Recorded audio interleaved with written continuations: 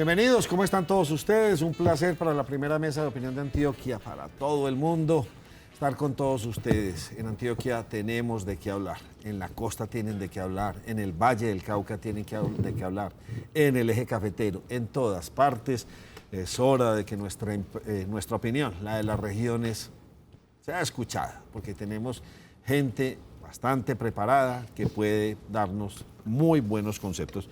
Bienvenidos todos ustedes, ¿cómo me les va? Nacho. Muy bien, Nacho, buenas tardes. Yo siempre arranco con Liliana, hoy no, ¿sí o no? Sí, claro, tiene Lili, un montón de cosas. ¿cómo van las alarmas? Usted que vive mirando las alertas Nacho, de al día contaminación. de ayer estaba como bastante preocupante la situación, Nacho, porque la gran mayoría estaban en naranja, habían 2 solo en amarillo y había una en roja. Hoy ya mejoró un poco, Nacho, denme un segundito, ya le digo, la gran mayoría ya estaban en naranja, en amarillo y habían creo que 4 o 5 en naranja, pero ya le digo, Nacho, denme un segundito, yo miro bien la imagen porque eso se actualiza, mejor dicho, en tiempo real.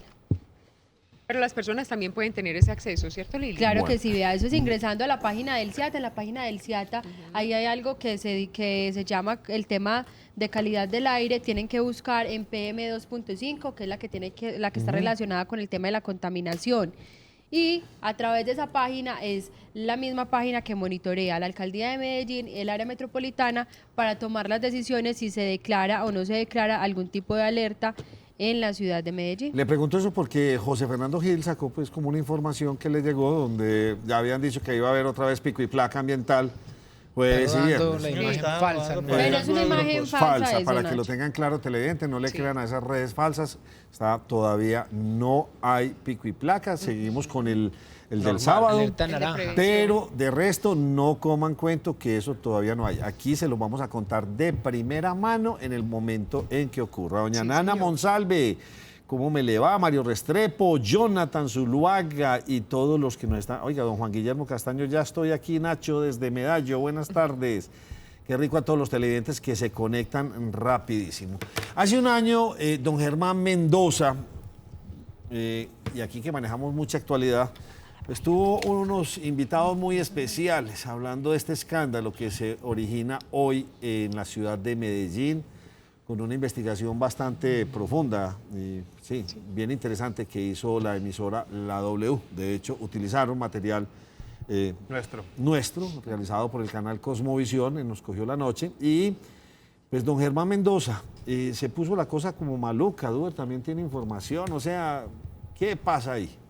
Pues Nacho, mire, hay que darle el crédito a la gente de la W, Juan Pablo Barrientos, hicieron una investigación, sí, bastante profunda de lo que ellos le titularon Dejad que los niños vengan a mí, porque son los casos de pederastia en la Iglesia Católica, pero particularmente en la ciudad de Medellín. Y ellos, pues en la investigación prácticamente acusan al arzobispo de Medellín de encubrir esos casos. Se habla de algunos sacerdotes que ahora, a pesar de esas acusaciones y de haber estado en la cárcel, algunos de ellos, pues están oficiando. Están en algunas, de capellanes en algunas clínicas, otros por ahí en centros comerciales, en iglesias de alguna zona. Y lo que se criticaba era ese encubrimiento. Y miren, esa investigación que ellos hicieron, pues nos mencionaron a nosotros, porque casualmente cuando habían ocurrido algunos casos, no necesariamente aquí en Medellín, pero que llamaron la atención hace por lo menos un año, nosotros tuvimos en el programa Nos Cogió la Noche, antes de que estuviéramos este formato, estábamos solo Nacho y yo, tuvimos al padre Juan Diego Ruiz. El padre Juan Diego Ruiz, ustedes seguramente lo han visto en Televid, en el programa Mujeres en 3D, Sí. pero él también es abogado y él ha llevado los casos de algunos de estos sacerdotes acusados de pederastia.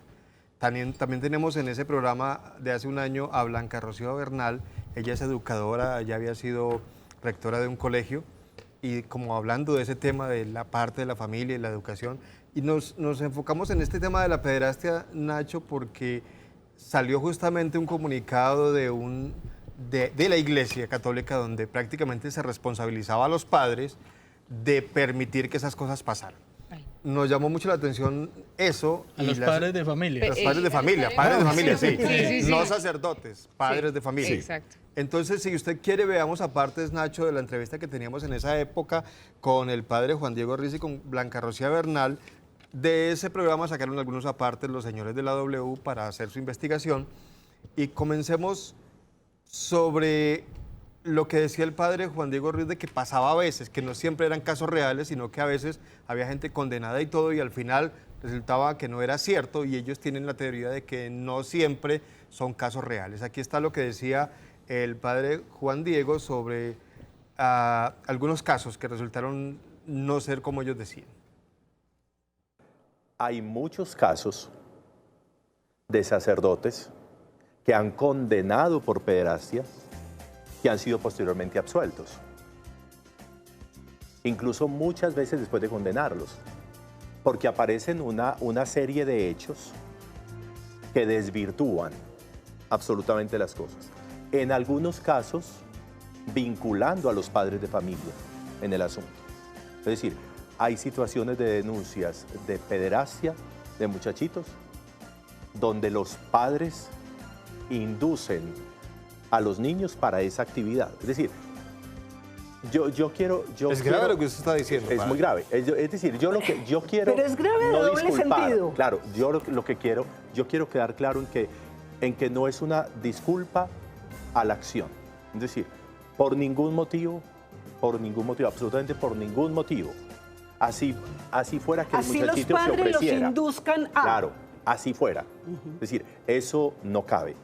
Bueno, Nacho, ante esta respuesta del padre Ruiz, pues yo le preguntaba a él qué es lo que lleva a que un padre de familia vaya a inducir a su hijo a hacer esto, porque eso a nadie le cabía en la cabeza. Se sabía que los padres, los sacerdotes aprovechaban la cercanía, que los niños eran acólitos y todas esas cosas, pero ¿por qué los padres involucrados? Y aquí nos respondía el sacerdote, ¿por qué los padres inducen a los niños a esto?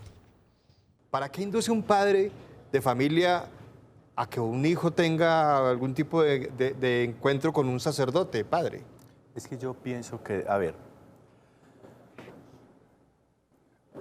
desde que ciertas conductas punibles generan indemnización, generan la posibilidad de resarcir a la víctima, como es todo lo que tiene que ver con el Código Penal acusatorio pues, que tenemos.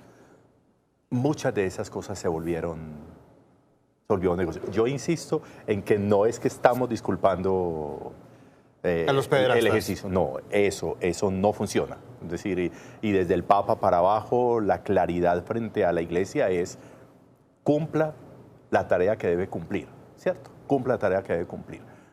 Bien complicado esto, no me cabe en la cabeza que un padre de familia le diga a su hijo o hija, pues vaya, no sé por qué, pero no estaría como muy de acuerdo con ese comentario. Con esa defensa, ese argumento de Sí, defensa. ese Padre, argumento, pues. Nacho, pues mire. Nacho, mire, yo pues no me alejo mucho como el comentario que hace el padre, porque se ha visto igual casos de acá en Medellín donde son los mismos padres los que venden a sus hijos y los prostituyen. Liliana, mejor que nadie lo sabe, que trabaja desde el área de inclusión social con el secretario y con todos los programas de inclusión social. Y acá en Medellín, si usted sale en horas de la noche, se encuentran muchos menores en la zona céntrica donde cuando son tomados por las autoridades se evidencia que son los padres de familia quienes los tienen allí, menores de 12, 13, 14 años, donde los están explotando sexualmente. Entonces, no estoy en desacuerdo por completo con lo que dice el sacerdote. Igual no hay ninguna excusa para que un sacerdote abuse de un niño, sea que el papá lo ponga de carnada o que no lo ponga de carnada por voluntad propia, pero no hay ninguna excusa para que esto tan reprochable sea justificado. Hoy tenemos mucho tema, hoy tengo mucho debate. Enseguida les voy a armar otro bien complejo. Don Germán. Si quiere, le paso más aparte de Sí, esa claro, entrevista, venga, para porque que hagamos este tema que es importante. Claro. Tenemos que hablar de renuncia de presidente. Les tengo Sí, otro señor. temita que yo sé que a Liliana les va a gustar. Adelante. Mire, a propósito de lo que dice Duber, el padre Ruiz también nos decía que él tenía un caso de una persona que le había confesado a él que utilizaba al niño, a su hijo, para demandar posteriormente a la Iglesia Católica. Esos casos a uno no le caben en la cabeza que haya padres desalmados que Gente tan malintencionada en esta vida. Exactamente. Aquí está lo que nos decía el padre Juan Diego Ruiz. En razón también a mis tareas jurídicas, he tenido que conocer algunos casos. Y alguna vez hablando con una persona, de un asunto que sucedió en otro departamento. La mamá de unos niños que finalmente fueron abusados, la mamá confesó que había intentado ¿Con 5 curas? en 5 parroquias, que había intentado eso y no lo había conseguido. Qué tan Y bueno no lo que había haya conseguido. encontrado Claro. sacerdotes integrales Claro, que no en lo hicieron. 5 parroquias Claro. que no lo hicieron. Claro. Entonces mira el paralelo. Es decir, el ejercicio de unos sacerdotes, bien, en sus tareas, sin ningún tipo de dificultad, sin ningún tipo de incumplimiento de su desarrollo. Pero también la maldad existente en esta persona que estaba buscando ahí Terrible. una posibilidad Económico. de Padre, vea, eso subsanar no sus- es sus distinto asuntos a como económicos. empezó Germán este programa, ¿sí? Sí. Los de Odebrecht ofrecieron. ¿Sí? ¿Quiénes aceptaron? Es lo que necesitamos saber.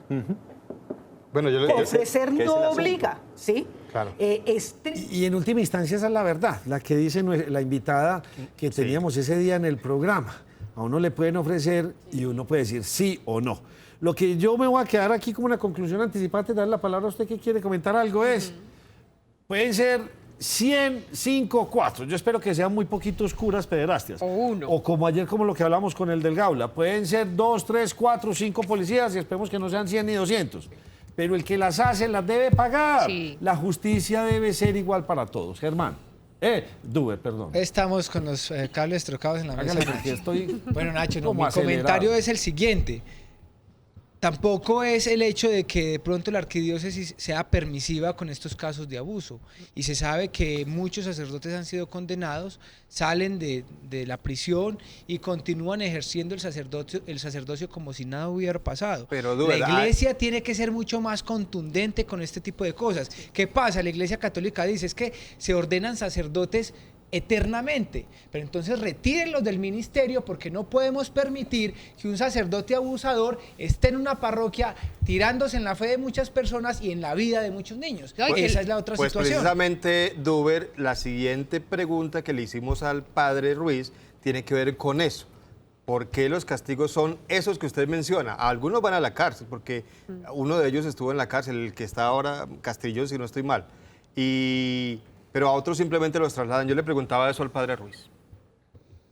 Muchas quejas cuando se comenzaron a conocer estos casos es de, aparecía una denuncia y lo que hacía la iglesia, porque eso hay que reconocerlo, era trasladar al sacerdote. Entonces lo trasladaban de parroquia y entonces como si nada hubiera pasado y eso molestó mucho a la gente. Porque cómo es posible que hay unas denuncias, que hay unas víctimas, que todo está pasando y la única respuesta que encontraban de la iglesia es medida drástica, lo vamos a trasladar para otro municipio, para otro departamento y como si no hubiera pasado nada. Pues se va a ir para otro departamento, para otro municipio, para otra parroquia a hacer lo mismo. Entonces, ¿por qué pasaba esto? Lo que pasa, a ver, la iglesia tiene un derecho, que es el derecho canónico, que también tiene un ejercicio de juzgamiento, ¿cierto? Que también tiene un ejercicio de juzgamiento y también genera unas sentencias. Pero mientras en lo civil, por ejemplo, o en lo penal concretamente, no exista una sentencia condenatoria. Se presume la inocencia. Claro, se presume la inocencia, salvo que exista flagrancia, pues, ¿cierto? Bueno, ahí lo tienen ustedes. Vamos a mirar el último, Germán. El último, sí, Nacho. Yo le preguntaba al padre Ruiz porque me llamaba la atención. Yo le preguntaba a él que cuánto se demoraba una persona para ingresar a la iglesia católica como sacerdote. Y me decía, la preparación es de 9 años. 9 años en que hay mucho tiempo para saber quién es quién. Y a mí me llamaba la atención el cómo que en 9 años no se dan cuenta si una persona tiene esta u otra inclinación. Y yo le preguntaba sobre eso al padre Ruiz. A uno le surge una duda, como estas personas entran a la iglesia, al sacerdocio y pueden, digamos que, no sé si la palabra sea correcta, convertirse en un peligro para la sociedad estando allá, o es que buscan la iglesia para facilitar la comisión de estos delitos, o los dos casos. Yo pienso que ni lo uno ni lo otro, sino todo lo contrario. Es decir, Es decir, yo pienso que hay de todo. Hay de todo. Es decir, puede haber personas que tienen un comportamiento guardado en sus vidas, por decirlo de alguna manera, represado en sus vidas. Y aflora ya. Y que de pronto aflora ahí. O que de pronto buscan el camino del ejercicio sacerdotal, que entre comillas les da ciertas libertades para muchísimas cosas, ¿cierto? Para muchísimas cosas. Es posible. Bueno, lo que sí es cierto no es una persecución religiosa, como dice por aquí algún televidente. No, es sacar a la luz la verdad. Lo que está y pasando. por Dios, es que qué abuso tan impresionante. Duer, le dice Sebastián García, Duer está mal informado, lo invitaría a la Arquidiócesis de Medellín y que se comunique con Monseñor Elkin, pregúntele qué está haciendo la iglesia ante esto y él tendrá suficientes argumentos para desmentir lo que dice Duer. Pues le quiero decir a nuestros televidentes que no estoy tan mal informado. Como decía usted, Nacho, ahorita no es un caso generalizado. Aquí en la ciudad de Medellín hay cerca de 3.000 sacerdotes. Es un caso o 2 casos. Lo que pasa es que los medios, ¿qué hacen o qué hacemos? Pues mostramos un caso y quedan los otros por un lado. Es el ambiente. No estamos diciendo que sea un mal generalizado. No es así. Pero sí sé de casos, y por eso se lo digo al televidente, de que el sacerdote es trasladado a otra parroquia como si nada pasa. Lo Nada mismo hubiera pasa con los pasado. Se los profesores. digo, Pero es que eso es real, porque es que eso es conozco real. el tema y porque lo sé. Por Acuérdense eso de hablo. aquella película Sí. famosa de Boston, Sí. del Boston Globe, que creo que se ganó el Oscar, si no estoy mal, donde en Boston se denunció los casos de pederastia y había un hermetismo en la iglesia allá, y lo que hacían esos castigos drásticos que yo decía en la entrevista es, páselo para otra parroquia, mándenlos a un castigo muy duro, Nacho. Vaya y un retiro por allá espiritual para le que bajan el perfil. reflexione sobre lo que está haciendo. A ver, eso es un castigo, eso es suficiente como para una persona cambie su actitud. Esas cosas pasan y eso no se lo está inventando nadie. Eso pasó aquí y ha pasado en el mundo entero, no solamente en Colombia, no solamente en Medellín. Y ese caso que mencionábamos en esa época había pasado en Cali y también hay casos en Pereira. Sí. Hay muchos casos. Yo creo que no podemos aquí venir a tapar el sol con un dedo diciendo que es que vamos a perseguir a la iglesia. No, así como no podemos decir que toda la policía es corrupta, No. ni todo el ejército, bueno, el Congreso, ni todo el Congreso, pero en fin, no podemos decir que toda la iglesia católica, pero hay casos donde hay encubrimientos y lo que hacen es trasladarlos, pero el mal está allí. Yo Entonces pienso- esas cosas no las podemos tapar. Yo pienso que delito es delito y debe ser juzgado de manera igual para todo el mundo, porque es que violación es violación y abuso de niños es abuso de niños, sea quien sea un sacerdote, sea un civil, sea la persona que sea. El fuero no lo va, el cargo que tenga no lo va a eximir de la responsabilidad y de que tan grave sea o no el delito. El delito es delito y punto, porque la víctima siempre va a ser la que va a llevarlas de perder. Lina, lo que pasa es que hasta que no se compruebe ese delito no pueden ser Sí, claro. sacados, Retirados. no pueden ser retirados de su cargo. Lo Exacto. mismo pasa con los docentes, donde se han hablado de muchos casos de abuso sexual de parte de docentes con estudiantes y lo único que se hace es trasladar al docente porque no puede ser retirado. En caso de que ese docente resulte que no es culpable, ¿quién le va a reponer todos esos años que de pronto perdió y que perdió de trabajo y que perdió de recursos económicos y demás? Entonces me parece que el tema aún así sigue siendo muy complicado, aunque son sacerdotes o sean maestros o el que sea, uno diría que lo retiren definitivamente, lastimosamente no se puede Nacho, hacer. mire, yo soy una persona, yo soy católico, me confieso pues muy creyente de la fe católica, pero creo que es necesario hablar de este tipo de temas porque así como quiero la iglesia, quiero que la iglesia cada vez sea más perfecta, Mejor. ¿cierto?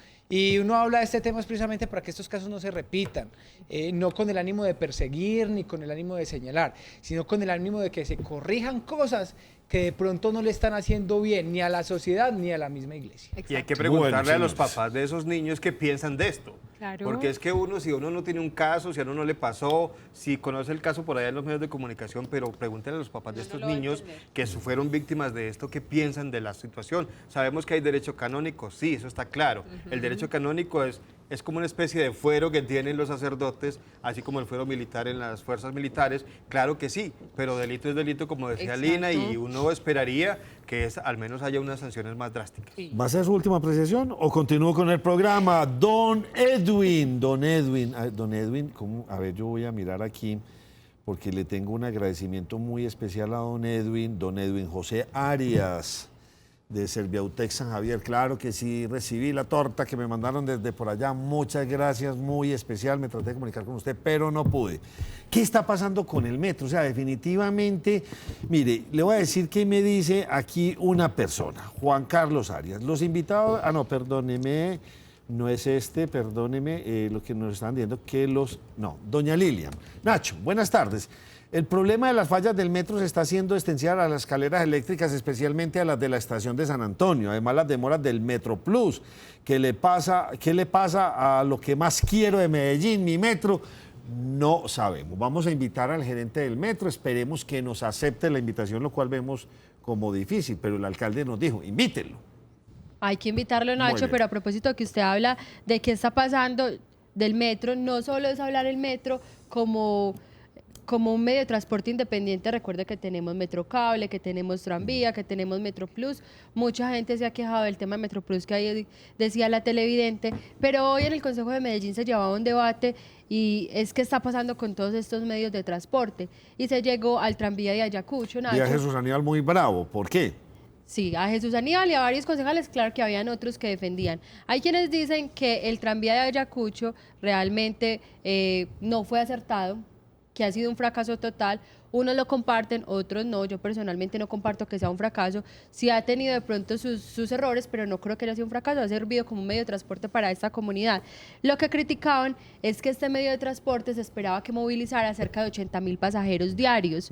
Hoy en día no está cumpliendo con esa meta, no está movilizando esos 85.000, sino que está movilizando cerca de entre 45.000 y 50.000 usuarios. Es decir, hay 35.000 usuarios que no están haciendo uso del sistema de transporte masivo. Así la mitad. Lo que quiere decir que esto puede estar generando pérdidas para el sistema de transporte masivo porque esa proyección que se había hecho no se ha logrado y porque dicen que pueden haber varios motivos. Uno, recuerden que esta estación conecta con una estación del Metrocable, que es la de Miraflores, que en este momento está parada, de la que usted tanto me ha preguntado, que no se ha podido continuar por un tema de muro de contención, y nos decían desde el metro que ya eso se está solucionando y que probablemente ya se va a dar como vía libre a este Metrocable. Y decía, por ejemplo, Aura Marlene Nacho, que a ella le parece que este sistema de transporte es muy costoso para la población a la que está dirigido y que realmente el beneficio no es mucho, que esa podría ser otra de las razones por las cuales este sistema de transporte no está siendo eficiente y no está dando de pronto las ganancias las cuales estaban proyectadas por el Metro de Medellín, Nacho. Entonces yo creo que son una cantidad de cosas que se le están sumando al metro, Pero que venga, sí sería muy bueno que nos explicaran bien. Le voy a contar otra cosa. ¿Cómo se llama el servicio de transporte de su ciudad? Mío. El mío. Están en una crisis, Germán, económica, la cosa más impresionante. ¿Qué pasa con Transmilenio en Bogotá? También. Crisis No también. está No da. dando abasto. Y la cosa se está enredando con todos los sistemas de transporte público y se está enredando porque dicen que trabajan a pérdida. Es decir, por eso entendemos que ya hay tanta motocicleta, es que definitivamente me compro mi motico y es mucho más económico que montar en un sistema de No, transporte. Nacho, de pero es estos. que cómo explicar que estos transportes, usted a la hora que se monte, ni siquiera, es que casi una odisea montarse en cualquiera de estos Y no da. articulados. ¿Cómo explicar que mantienen repletos, que hacen filas porque uno en las imágenes las ve y que no da? Pero ¿O le será puedo que la hacer plata una- está yendo para Bueno. otro lado? Esa es otra cosa. Pero le puedo hacer una pregunta a los de la mesa. Claro que sí, Nacho. Se las voy a Nacho, hacer. claro. ¿Y por qué será que entonces todos los transportadores fueron personas de plata? Nacho, eso Todos es- los no, que tenían Nacho, rutas de buses son señores que consiguieron plata. Pero lo de la Pero es explicación diferente, Cuénteme. mire. es quien los administra.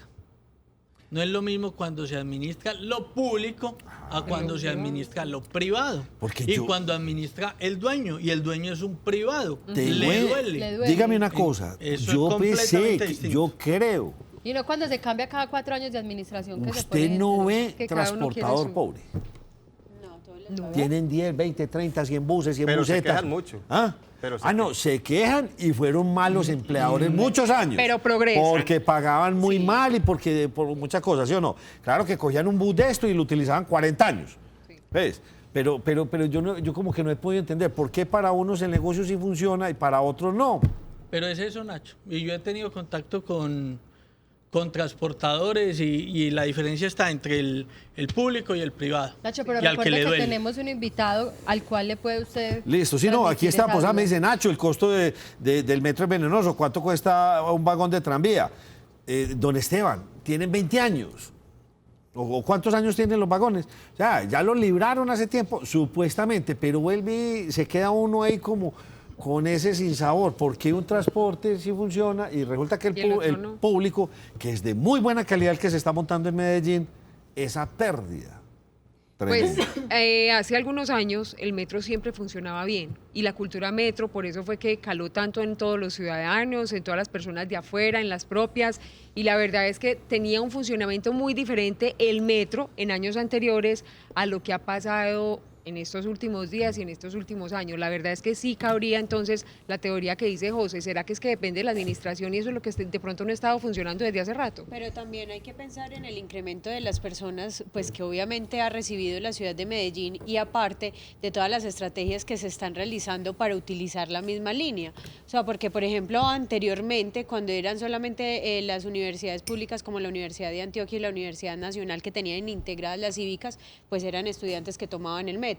Pero ahora ya en muchas ocasiones pues es una sola tarjeta la que le sirve a usted para ingresar e incluso hasta para Yasmín, pagar. pero eso lo que ha permitido es que, yo entiendo lo que usted menciona, que de pronto ha aumentado la cantidad de personas que ingresan al sistema, pero es que también ha aumentado la cantidad de vagones que le han puesto al Pues metro. Trajeron 20. le ¿Es tengo verdad? otra información.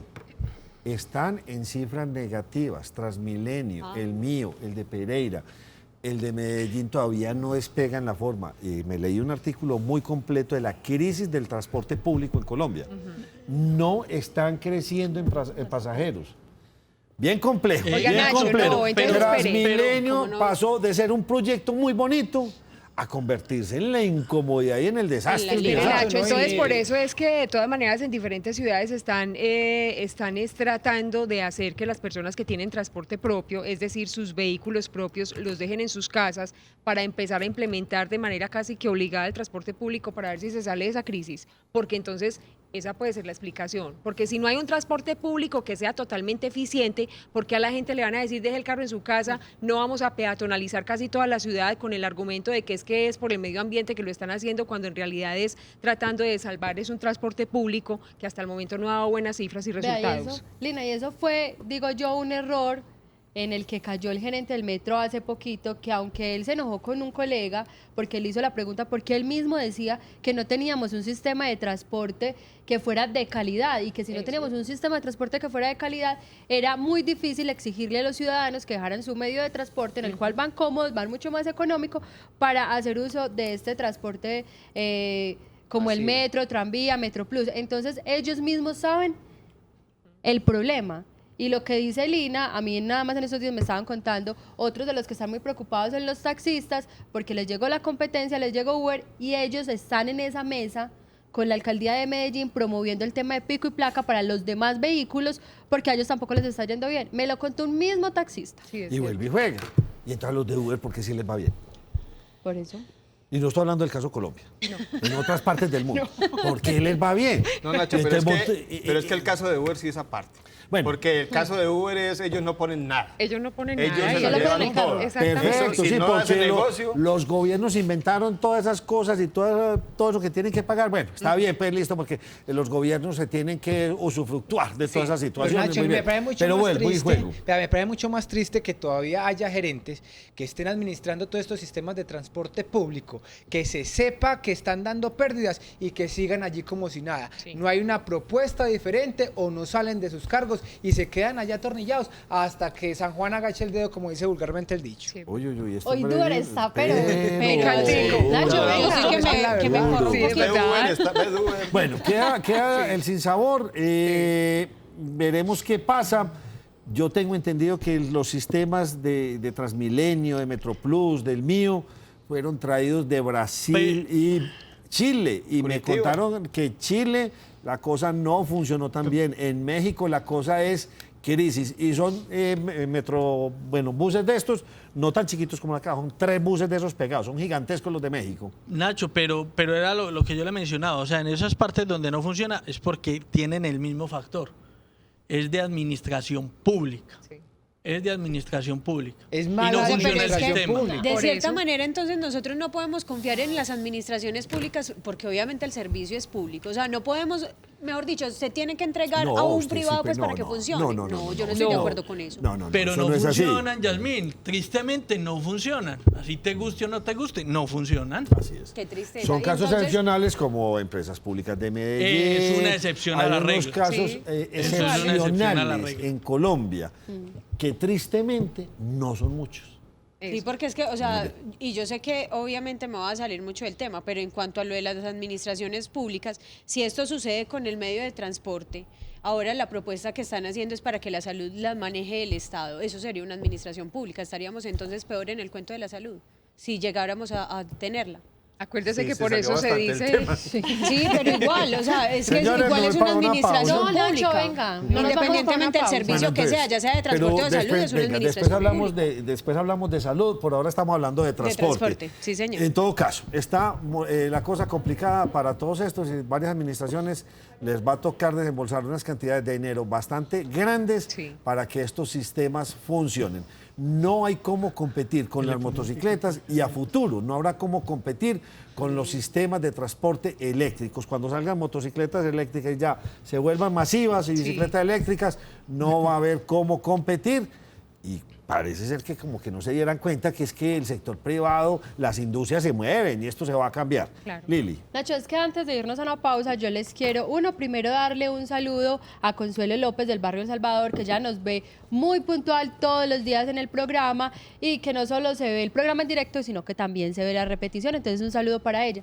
Y le quiero mostrar, Nacho, algo súper curioso que me encontré el día de hoy. Yo hoy estaba en el zoológico, iban saliendo unos niños de colegio y ya estábamos en la puerta para salir. Yo esperaba que ellos salieran. Llega un niño, me saludó y me dijo, ay, ¿usted es la de Cosmovisión? Y yo, sí. Es que, ay, no, es que a mí me encanta. Entonces me puse a escucharlo y lo grabé porque ese niño, que tan solo tiene 11 años, conoce muy bien los temas que trabajamos acá en Nos Cogió la Noche. Nacho y toda la mesa informativa, me veo todos los días y me gusta mucho el programa, me veo cuando hacen especiales de política y me gusta mucho el programa porque se hablan muchos temas interesantes, me gusta cuando hacen especiales con Gilberto Tobón, el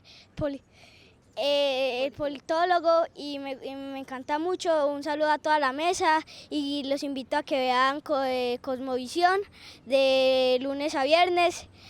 Nos cogió la noche de 5 a 6:45. Muchas gracias. Nacho, vea, Vea, le se mandó entiende. muchos saludos a usted, que lo quiere mucho, que lo aprecia. ¿Cómo se que... llama este hombre? Ay, se me olvidó en este momento el nombre, ya le voy a preguntar, Nacho, y se lo digo. Y- Y me pareció súper curioso porque es un niño que tiene 11 años y dice que ve el programa porque se entera de lo que está pasando en la ciudad. Y una compañerita me decía, él es una cosa de locos, no habla sino de eso. Vea, yo le voy a decir lo siguiente que me puso a pensar Qué de este bueno. testimonio de este niño, el cual me encantó. Uno ya está de salida. Sí. Sí, ya uno es adulto y uno ya logró hacer muchas cosas en la vida. Y un niño de esto lo pone a pensar que lo que hacemos aquí en esta mesa lo estamos haciendo por ellos, por el futuro. Qué bueno que, Algo estamos haciendo bien. que este personaje, este niño, tuviera un futuro mejor, Ay, con sí. menos corrupción, que tuvieran un país mejor en todo el sentido de la palabra, que tuvieran más oportunidades. ¿Qué estamos haciendo desde una mesa como esta, desde la región, como siempre lo digo? Trabajar. Y me puso a pensar. Nacho, Juan yo Esteban siento- García se llama el niño. Juan de Esteban, 11 años. estoy trabajando para usted, para sus amiguitos, para la gente joven. Me muero de las ganas que ustedes tengan un país mejor. Bueno, Dubel, ¿vamos a hacer una rondita o usted me va a dar un comentario y entramos con nuestro invitado y hacemos rondita informativa? Nacho, le tengo es una recomendación, pero a Yasmín. Sí. Ah, y otra vez se van a Que invitar. ya que está con el Claro. cuento de la salud, entonces no se la vea, Yasmín. Tan solo 40 minutos de acá de la ciudad de Medellín existe un lugar donde usted puede ir a descansar, a relajarse, a tranquilizarse, Es a irse del mundo por completo. Es el Hotel Portón de Occidente. Hotel Portón de Occidente, solo 40 minutos de la ciudad de delicioso. Medellín, en San Jerónimo. Instalaciones muy completas con grandes zonas húmedas y usted puede hacer sus reservas al 302-255-2737 y los puede seguir a través de las redes sociales para que se entere de las actividades y de todo lo que existe allí en el Hotel Portón de Occidente.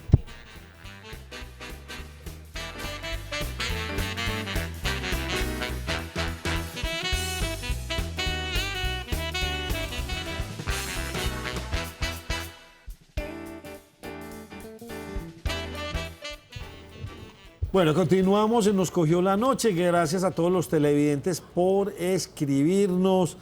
A Sebastián Ramírez Echavarría, a Humberto Rojas, ¿a quién más tengo? A Juan Camilo Zapata, a Juan Guillermo Castaño, José Zuluaga, en fin, cantidad de personas. A todos los leo. Lo que pasa es que hay veces por falta de tiempo, hay veces nos gustaría hacer este programa un poco más largo para poder hablar de tanta cosa que se nos va quedando en el tintero. Entonces, vamos a hacer como resumen ejecutivo, ¿le parece, don Germán?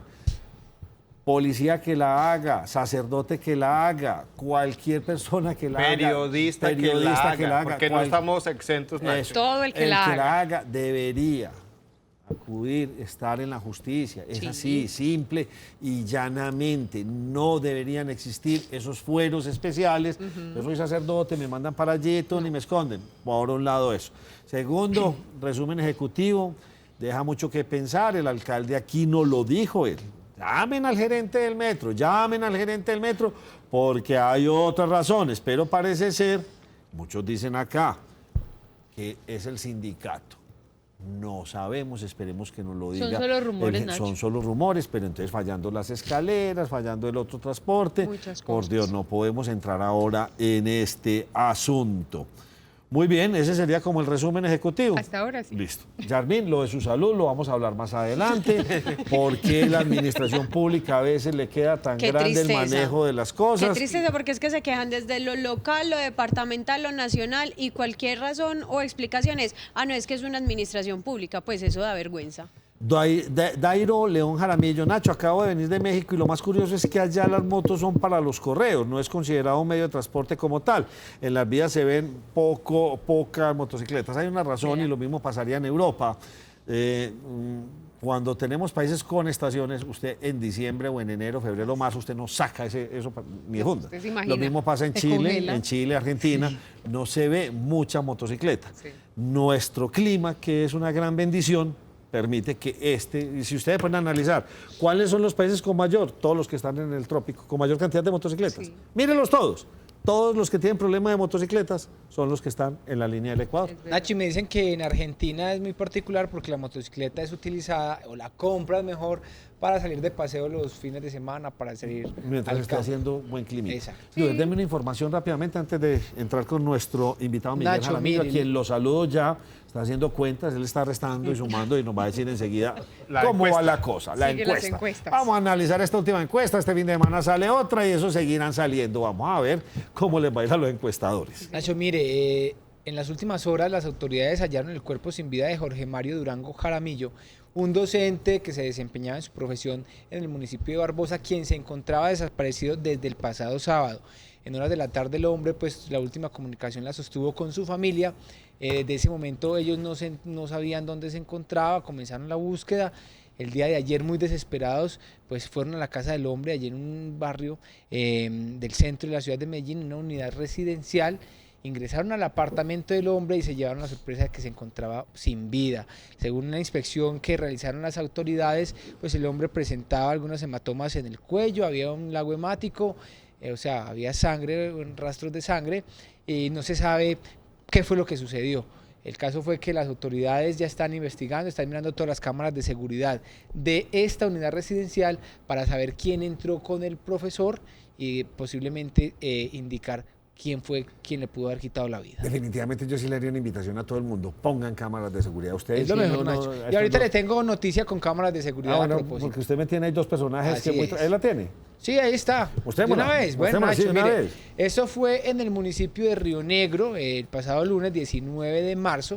Pues dos hombres, aprovechando la soledad de la madrugada, la oscuridad, ingresaron a un almacén, un local comercial allí en el municipio de Río Negro y se llevaron primero el computador. Allí se ve la primera persona que arrancó el computador, los cables, se los llevó un computador Mac, que esos Mac son pues Y él le costosos. sonrió la cámara enseguida, ¿sí o no? Exacto. Y luego entró el cómplice, el compañero, no conforme con el Mac, forzaron allí como una pequeña caja de seguridad que había en el sector, sacaron el dinero y algunos electrodomésticos, porque era como una tienda donde venden algunos electrodomésticos, aparatos tecnológicos, y se llevaron pues como todo el producido. Las autoridades están buscando este par de personajillos que quedaron Claro, ahí registrados apenas así allí quedó, pues, ya. en las Muy cámaras bien. de seguridad. Muy bien, esa es la recomendación y escóndanlas.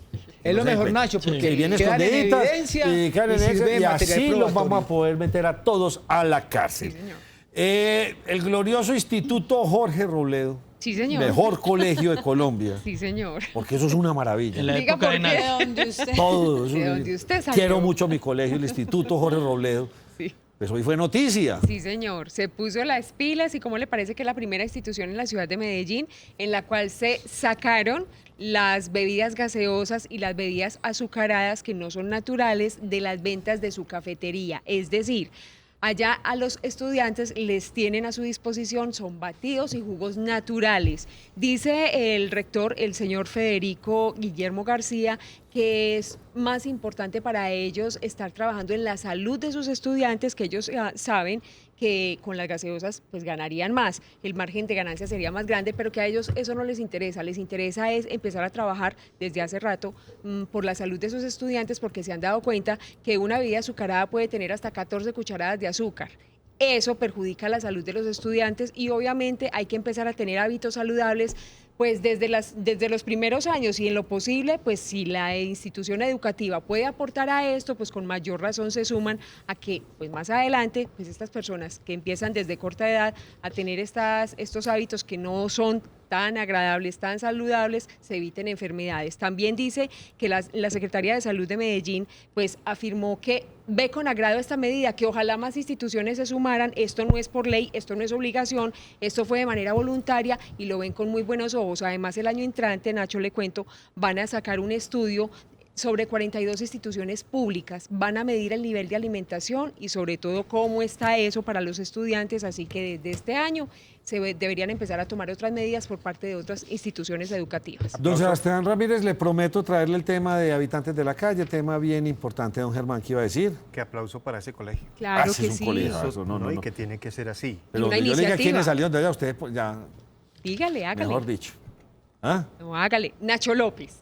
Ya. Juanes. No, ¿quién más? ¿Quién Ya. más? Ya, salió el expresidente Álvaro Uribe, Juanes, Santiago Botero, Félix de Bedú. Aníbal ¿quién más? Gaviria no. ¿Ah? Aníbal Gaviria. Aníbal Gaviria. Sí, ha sido una también institución había muy otro reconocida. expresidente de empresas públicas muy famoso, también que fue ministro. Bueno, salió bastante gente interesante de ese colegio. Qué buenos años aquellos en que no teníamos celulares y nadie nos fregaba la vida. Tan bueno que era eso, ¿no? ¿No les parece? Sí, señor, vivía uno menos Uno estresado. echando monedita de 20 ahí. Bueno, es que estaba buscando por aquí que alguien me escribió por allá, desde Candelaria Valle. ¿Qué tal es ese municipio, hombre? Candelaria Germán? queda muy cerca a Palmira, Nacho. Candelaria, Florida, se me olvida el otro, Palmira. Eso es cerca, Cali también, son municipios pequeños, pero Candelaria sí muy cerquita a la ciudad de Palmira, que está muy cerca a su vez, repito, de la ciudad de Cali. Don Hernán Mendoza sí tenía mucho pelo. En el colegio te era muy peludo, obviamente. Los años no pasan en vano. Óigame, don Miguel Jaramillo, ¿cómo me le va, hombre? Don Nacho, muy bien, hombre. Todo excelente, gracias a Dios. Ya en estos 56 días de recta final a las presidenciales colombianas. Tuvimos un invitado muy especial el viernes pasado, el director de Cambio Radical, el señor Jorge Enrique Vélez. El doctor Jorge Enrique Vélez, y nos dio muchas pisticas y nos dio unos datos bastante curiosos. Ellos tienen pues la batalla ganada, nos lo decían aquí, ¿sí o no? La batalla está todavía muy ganada para ellos. Pues ellos dicen que la tienen ganada, ¿cierto? Sí, Todos obvio. dicen que la tienen ganada. Todos Sí. dicen. Pero nos dijo unas cosas muy particulares, y usted cómo las percibe. Primero nos dijo que el techo de Petro era ese. O sea, los que votaron por Petro ya quedaron cantados. Que Duque estaba volado del techo para arriba, pero que Cambio Radical estaba todo por construir. ¿Cómo se pueden analizar? Y salen las encuestas y sale el señor De quinto. Germán Vargas por allá en el suelo. Muy abajo. Cuéntenos.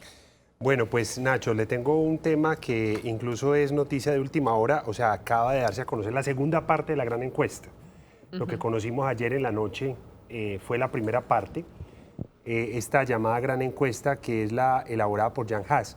Y ahora, hace unos minutos, acaba de pasarme una fuente del Colombiano, en la segunda parte de esta encuesta, que ya son los escenarios de segunda vuelta de todos los candidatos. Que no lo vimos ayer. Y precisamente llama mucho la atención que Duque barre en todos los escenarios de segunda vuelta, a excepción de Bogotá. En Bogotá, Gustavo Petro gana.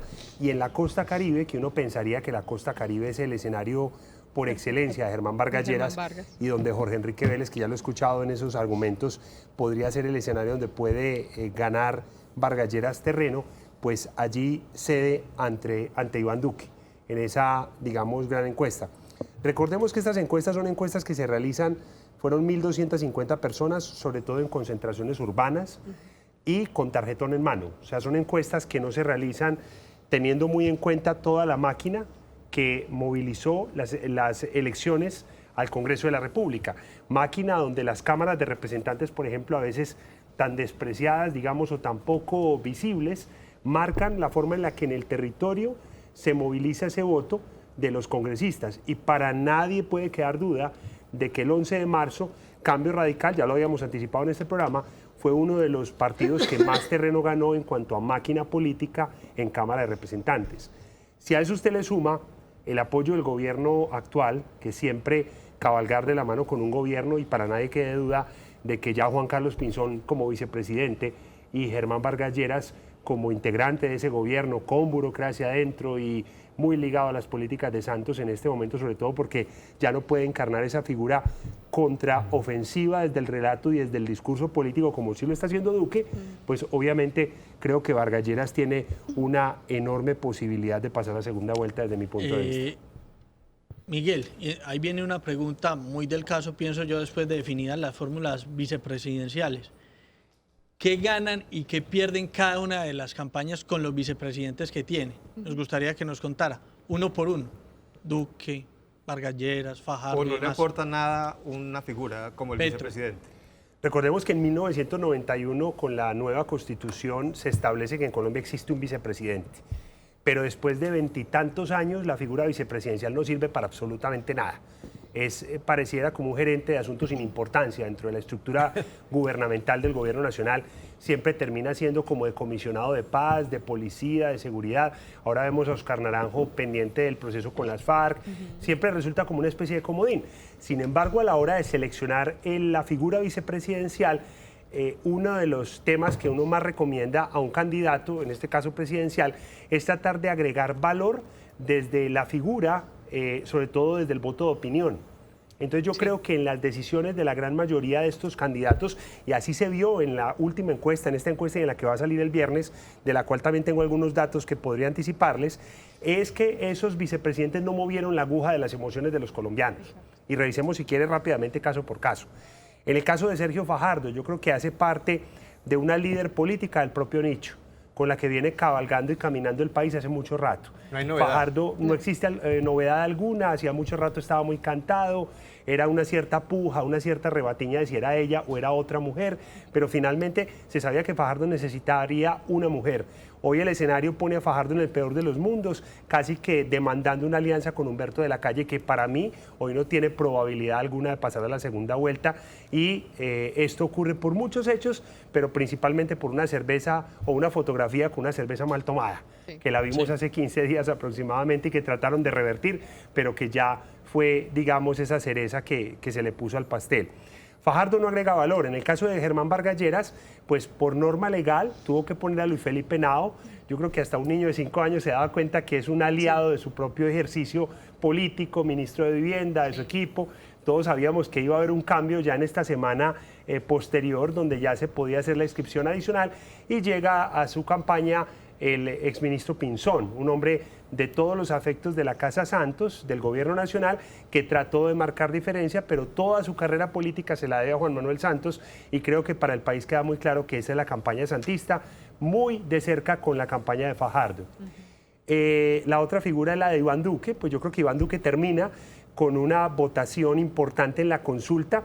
El efecto de efervescencia, el efecto vagón de esa consulta marcan que esta muestra hecha tan cerca de la consulta haya generado unos picos tan altos para Duque, pero son picos que son confusos, son picos de efecto vagón, son picos de gente tomando partido, son picos de gente en medio de una polarización. ¿Está contaminado por la consulta, quiere decir usted? Está contaminado totalmente por la consulta, y la consulta misma estaba contaminada. ¿Por qué razón?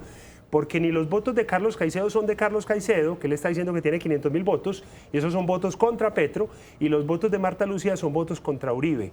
Entonces yo creo que Marta Lucía tiene menos de 1 millón de votos dentro de esa consulta, al menos así hay que castigarlo para un cálculo, y esto da exactamente un 32 a 35% de Duque, que podría hacerlo coincidir con esta encuesta. Yo siempre hago una pregunta y me la dice, ¿quién Pero subió, no. Duque o Álvaro Uribe? Es una excelente pregunta. Además porque las capacidades de endoses funcionan hasta un mes antes, y esto está totalmente probado desde lo científico. En la recta final la gente quiere ver es al producto político, al candidato, pero antes funcionan los endosos, y hay muchos ejemplos en el mundo donde ese endoso funciona, pero en la recta final el ciudadano quiere la evaluación directa de quien va a asumir el cargo. En el ejercicio anterior, Miguel, faltó Petro. Sí. Pues Petro y de la calle, pero digamos que de la calle usted dice no cuenta, Petro. En el caso de Petro, de Gustavo Petro, yo creo que hace una selección de una candidata que representa claramente esa línea fuerte de izquierda, una izquierda, digamos, no tan mesurada, sino más una izquierda Moscú. Es una congresista que ha sido eficiente, nadie lo puede negar. Sin embargo, le genera algunas dificultades dentro de las 3 matices del polo democrático. Entonces, esto podría ser aprovechado por la campaña de Sergio Fajardo, que tiene el matiz robledista, recordémoslo, y tampoco mueve la aguja. No estamos hablando de una mujer emocional, de una mujer que vaya más allá del pensamiento o de las ideas de Gustavo Petro y que le agregue también en otras regiones. Lo estábamos diciendo ahorita, en Bogotá Petro es fuerte, y en cierta forma esa votación dentro del mismo nicho electoral y en el mismo segmento no le mueve la aguja a Petro. Miguel, ¿usted qué piensa sobre la carta que el señor Carlos Caicedo publicó ayer, el Twitter que publicó diciendo que se siente, digamos, como utilizado, entre comillas, por el señor Gustavo Petro por esta consulta para querer figurar, pero que a la hora de la verdad, cuando ganó, lo desconoció, lo ha dejado plantado, no le consultó ni se pusieron de acuerdo para programa de gobierno, la vicepresidencia? ¿Usted sí piensa que esto sí pasó así? ¿O que el señor Gustavo Petro ya sabía lo que iba a hacer de antemano y lo que pasó fue que no le contó al señor Carlos Caicedo de frente qué era lo que pensaba hacer? Parte del nuevo relato en el que nos está insertando en la historia de la política electoral colombiana Gustavo Petro es un relato del unanimismo, es un relato del hastío, es un relato de la contracorriente de la política tradicional. Entonces no es de extrañar una carta como estas, pero antes que desfavorecer en el propio nicho a Gustavo Petro, lo favorece, porque dentro de las formas y dentro de la delicadeza y dentro del protocolo que requiere la política, Gustavo Petro ya quiso marcar diferencia y dice, no me quiero parecer a los políticos, quiero ser diferente, el que gobierna soy yo, y un mensaje como estos, desde mi punto de vista, va muy en concordancia con lo que ha sido Gustavo Petro hasta ahora, con lo que ha pasado en Cúcuta, lo que ha pasado en Bogotá, todos los escándalos en Medellín por el uso del espacio público, y donde siempre aparece esa imagen de prohibición, donde aparece esa imagen de rebeldía, de un mensaje, digamos, que es rebelde y que va contracorriente al sistema. O sea que no es tan cierto que el techo de Petro ya está listo. Puede que salga más en la primera vuelta. A mí me parece que el techo de Petro no está listo, podría salir más en primera vuelta. El gran problema de Petro lo representa fundamentalmente algo que llamamos en términos estadísticos el efecto tijera. Sí. Ustedes han visto cuando una gráfica sube, la opinión favorable y en contra generan una tijera. Eso hace que en las dos proporciones siempre miremos la resta de la tijera por el techo y miremos cuál puede ser la proporción de crecimiento. El gran problema de Petro dentro del efecto tijera es la opinión desfavorable tan grande que tiene. 35%. Fíjese usted que incluso en la gran encuesta supera a Piedad Córdoba con una gran resistencia. Ahí queda demostrado el efecto vagón. ¿Qué es el efecto vagón? Es cuando los ciudadanos dicen definitivamente este tema ya se puso entre dos, yo no le quiero apostar a un candidato ganador, me quiero subir al vagón que tiene posibilidades, y eso genera este tipo de encuestas. Miguel, pero para Duque, por ejemplo, mantener ese porcentaje tan alto que viene arrastrado por la consulta hasta el día de la elección no va a ser fácil. Es decir, no se pueden tampoco montar ahora en el tren de la victoria porque hubo un repunte en esta consulta.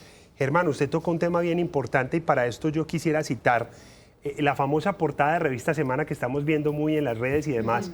Muchos han hablado de que es una fake news porque es de octubre del año anterior y no de marzo del año en el cual se dan las elecciones. Sin embargo, yo tengo datos de los marzos y de la gran encuesta de 2002, 2006, 2010 y 2014.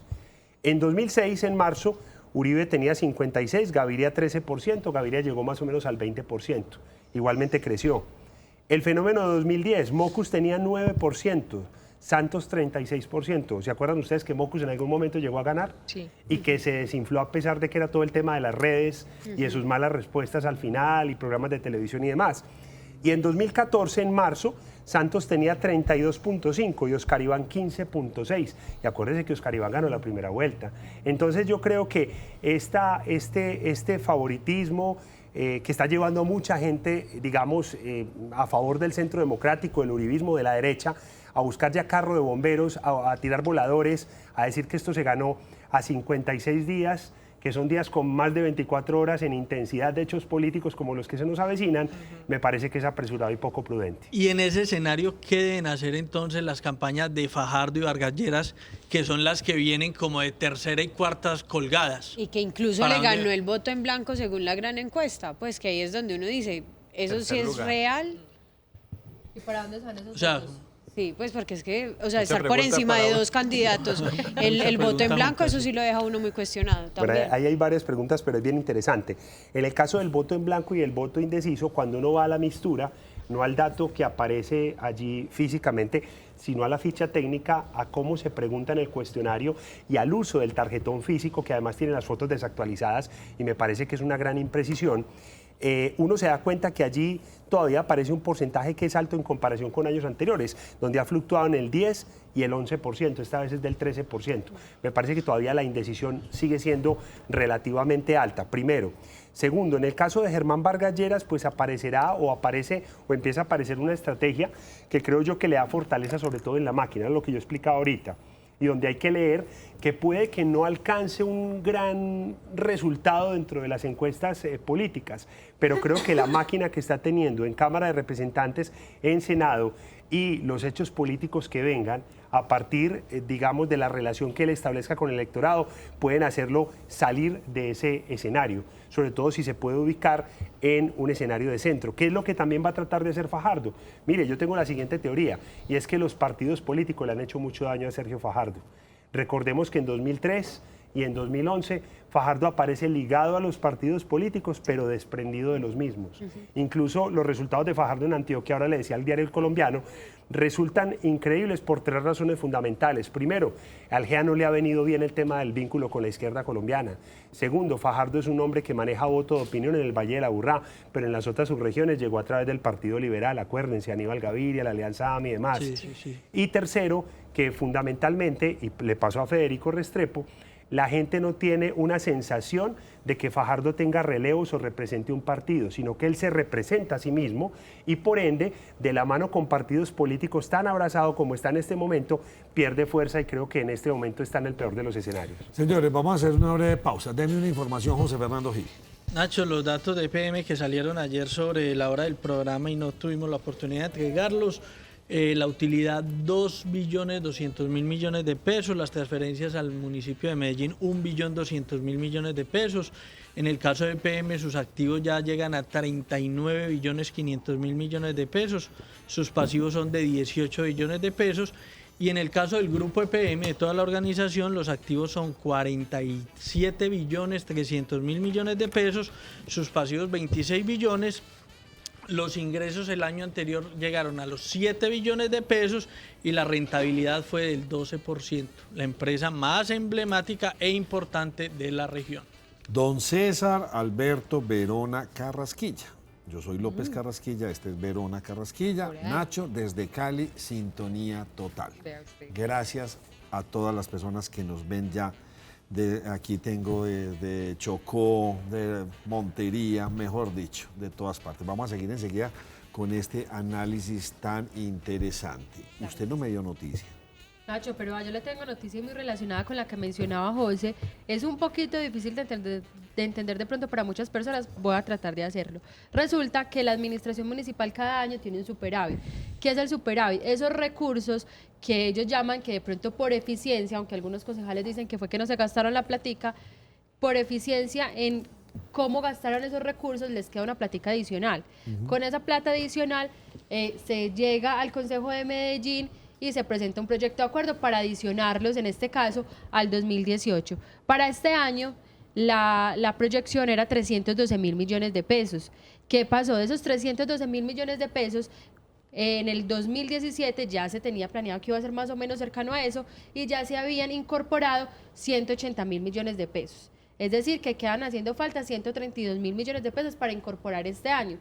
Pero, ahí voy a lo que estaba diciendo ahorita José, como las ganancias de EPM fueron un poco superior a lo que se tenía planeado y se va a trasladar más recursos a la alcaldía de Medellín, entonces en total con la alcaldía de Medellín y los recursos de EPM el superávit quedó en 258.000 millones de pesos, más esos 180.000 millones de pesos que ya habían sido incorporados en el año 2017 para la vigencia 2018.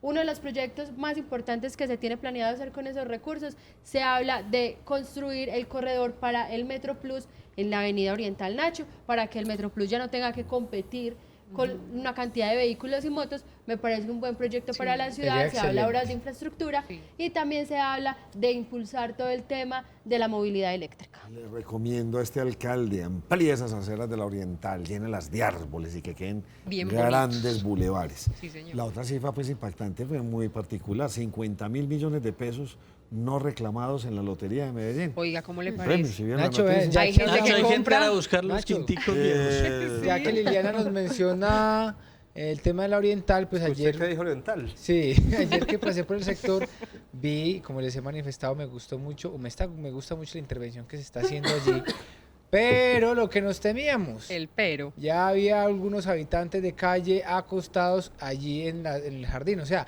esto se convirtió, fue como una solución de vivienda para los habitantes. Y ya lo han denunciado varias veces. Bueno, vamos a tener que grabar, yo quiero ver Nacho, esas le voy a imágenes. grabar, me Sí, por comprometo favor, a las grabar quiero esas ver. imágenes. Germán, su información, Yasmín Nacho. después y nos vamos a la Nacho, pausa. La información es esta que le tengo, tiene que ver con Perú. Presidente de Perú renunció y aquí están las palabras de él, Pedro Pablo Kuczynski, renunciando al cargo.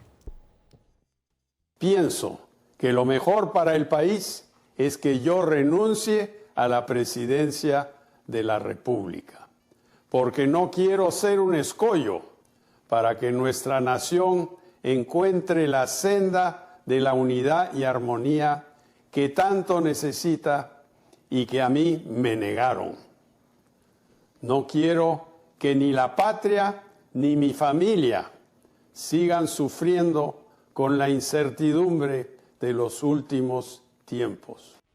Interesante. Es un contraste porque... Cabe la de pena julio preguntar. Desde 2016, presidente de Perú, mucho escándalo, unos videos que se revelaron en las últimas horas, en los últimos días, donde aparece uno de los hermanos Fujimori, que mire que era disidente de Keiko, Sí. hijos de Alberto Fujimori. Ellos entraron como en un conflicto los dos hermanos y aparece este señor inconscientemente grabado ofreciendo dádivas, mermelada que llaman, para unas obras públicas a cambio de votos para votar en contra de la institución de Pedro Pablo Kuczynski en el Congreso, y eso es lo que precipitó la salida. Y la pregunta, José. Para nuestro invitado será después del corte de comerciales eso, porque en Perú pasa tan frecuentemente y en Colombia no. Pero no, sobre todo en Ecuador. Y en Pero Ecuador, de y en Perú Ecuador. también. Perú, Ecuador, Claro. tan. Y en Perú Hombre, también. aquí no Pero allá renunció sale. este señor Samper. Aquí descaro Aquí no total. renuncia nadie. Se enteran de Nadie, última porque hora. más escándalos de los que tuvo Samper no los tuvo nadie. Yasmín, su información. Nacho, una muy buena noticia que recibieron algunos habitantes del municipio de Segovia, específicamente los estudiantes de una institución educativa, La Salada, que antes era solamente una institución educativa de básica primaria. Y vea la felicidad de estos niños, Nacho, porque ayer les dieron la notificación de parte de la Gobernación de Antioquia que les daban la autorización, una licencia para tener el bachillerato completo. Esa institución educativa que por años estaba luchando para que le dieran esa licencia de bachillerato, pues ya lo pueden realizar y pueden empezar a estudiar desde el grado de primaria hasta el grado 11. Qué alegría, qué bueno que todos nuestros jóvenes se pudieran educar. Yo les tengo una recomendación muy especial y es acerca de las pensiones. Si usted quiere tener un buen profesional que lo asesore, pues les recomendamos al doctor Oscar Darío Ríos Ospina, especialista en Derecho de Trabajo y de la Seguridad Social. ¿Asesora en qué? En pensiones de vejez, en pensiones de invalidez, pensiones de sobrevivientes. Tiene oficinas en Pereira, Bogotá, Río Negro, Medellín. Ustedes pueden ingresar a www.guiajurídicaenpensiones.com. No se descuiden con sus pensiones.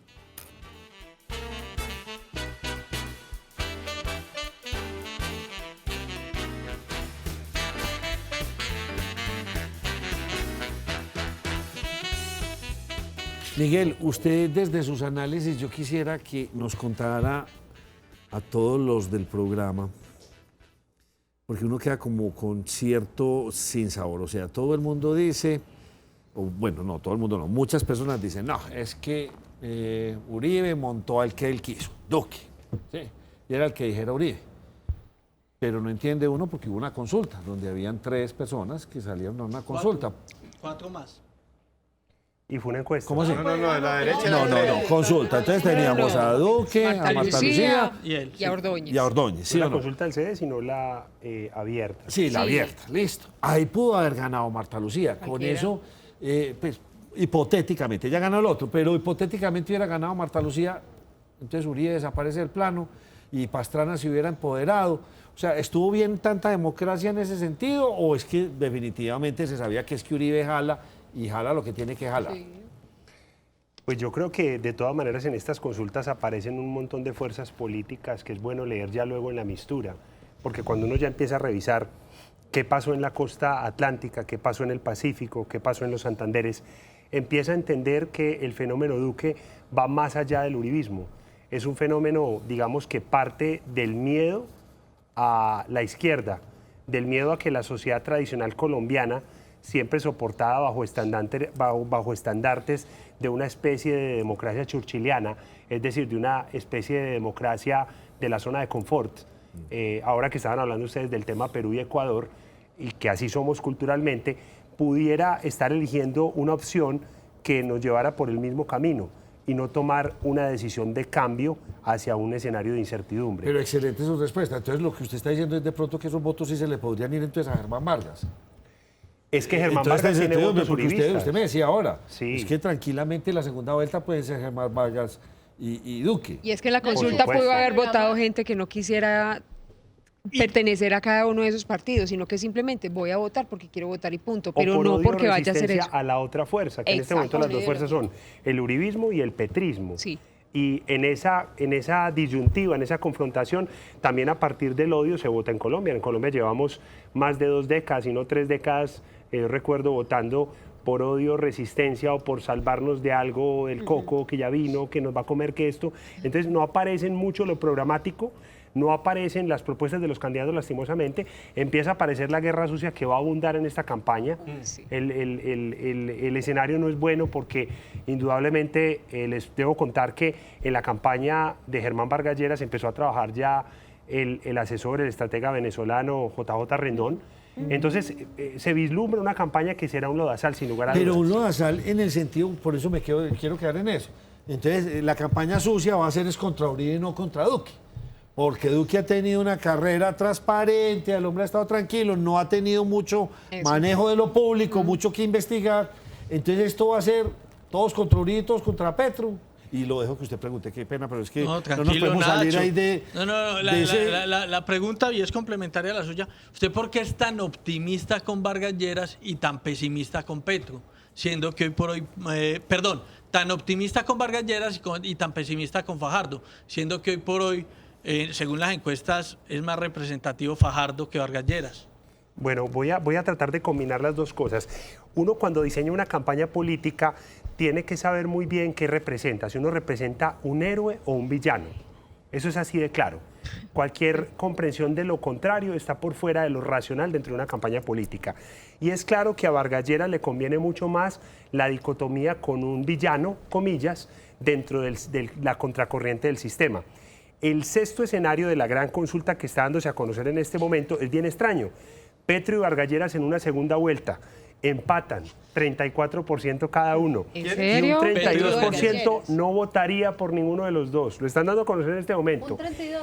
Si Petro y Vargas Lleras van de a 34 cada uno, hay un empate técnico entre los dos y un 32% se abstiene de votar. ¿Dónde está ese 32%? ¿Y por ¿Qué quién le conviene votaría? más a Duque, el héroe o el villano? Desde lo que él representa. Obviamente que a Duque le conviene más que Petro vaya segunda a que vaya Vargas Lleras, por lo que representan los dos. Sí. Y obviamente que a un Fajardo le vendría mejor que fuera Vargas Lleras a que fuera Duque, porque Duque no es un hombre, como usted mismo lo decía, tan contaminado por esa imagen o por ese fenotipo de vieja política, no es un hombre con tanta experiencia en el sector público, entonces desde ahí también es bueno plantear la estrategia. No hay trapitos sucios para sacar, digámoslo así.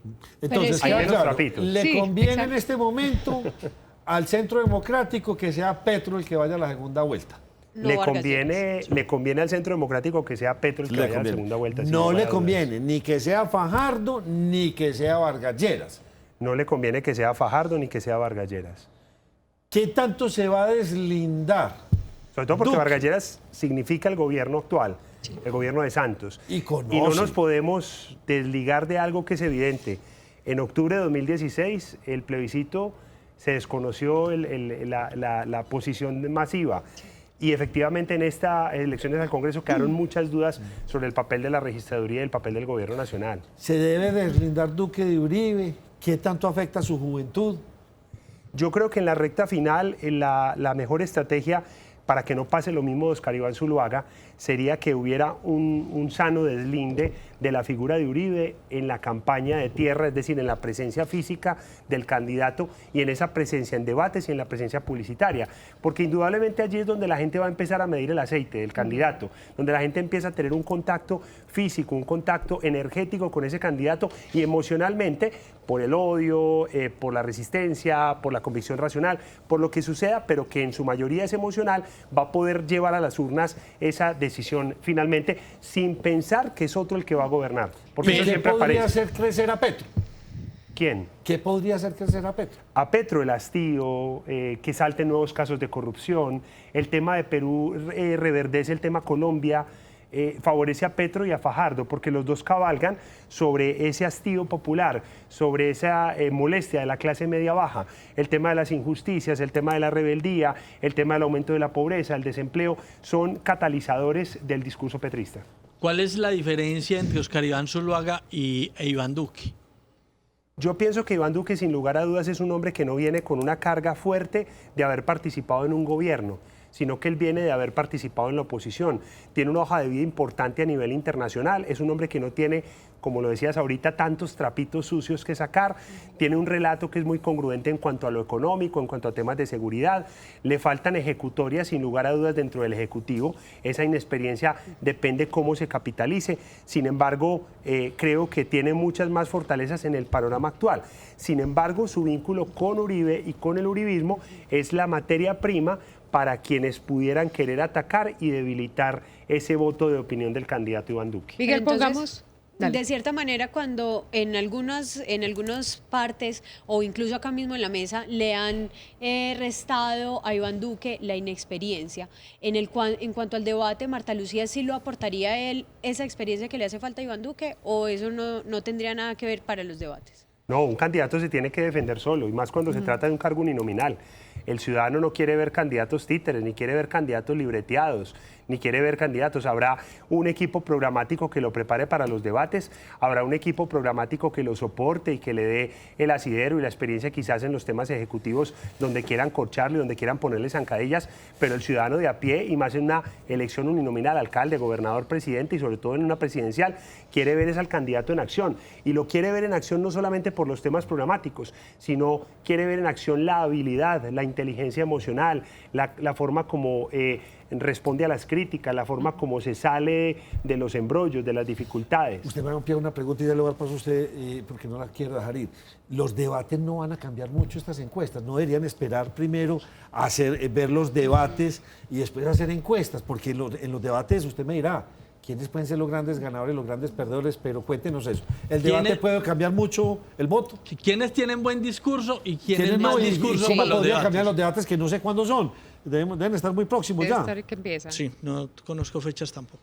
Yo creo que primero tiene que haber un decantamiento de candidatos. Yo creo que en este momento tendríamos que llegar más o menos unos 4 o 5 candidatos para poder pensar en un debate televisivo con candidatos de buena probabilidad, sobre todo desde la dinámica misma que tienen los medios de comunicación.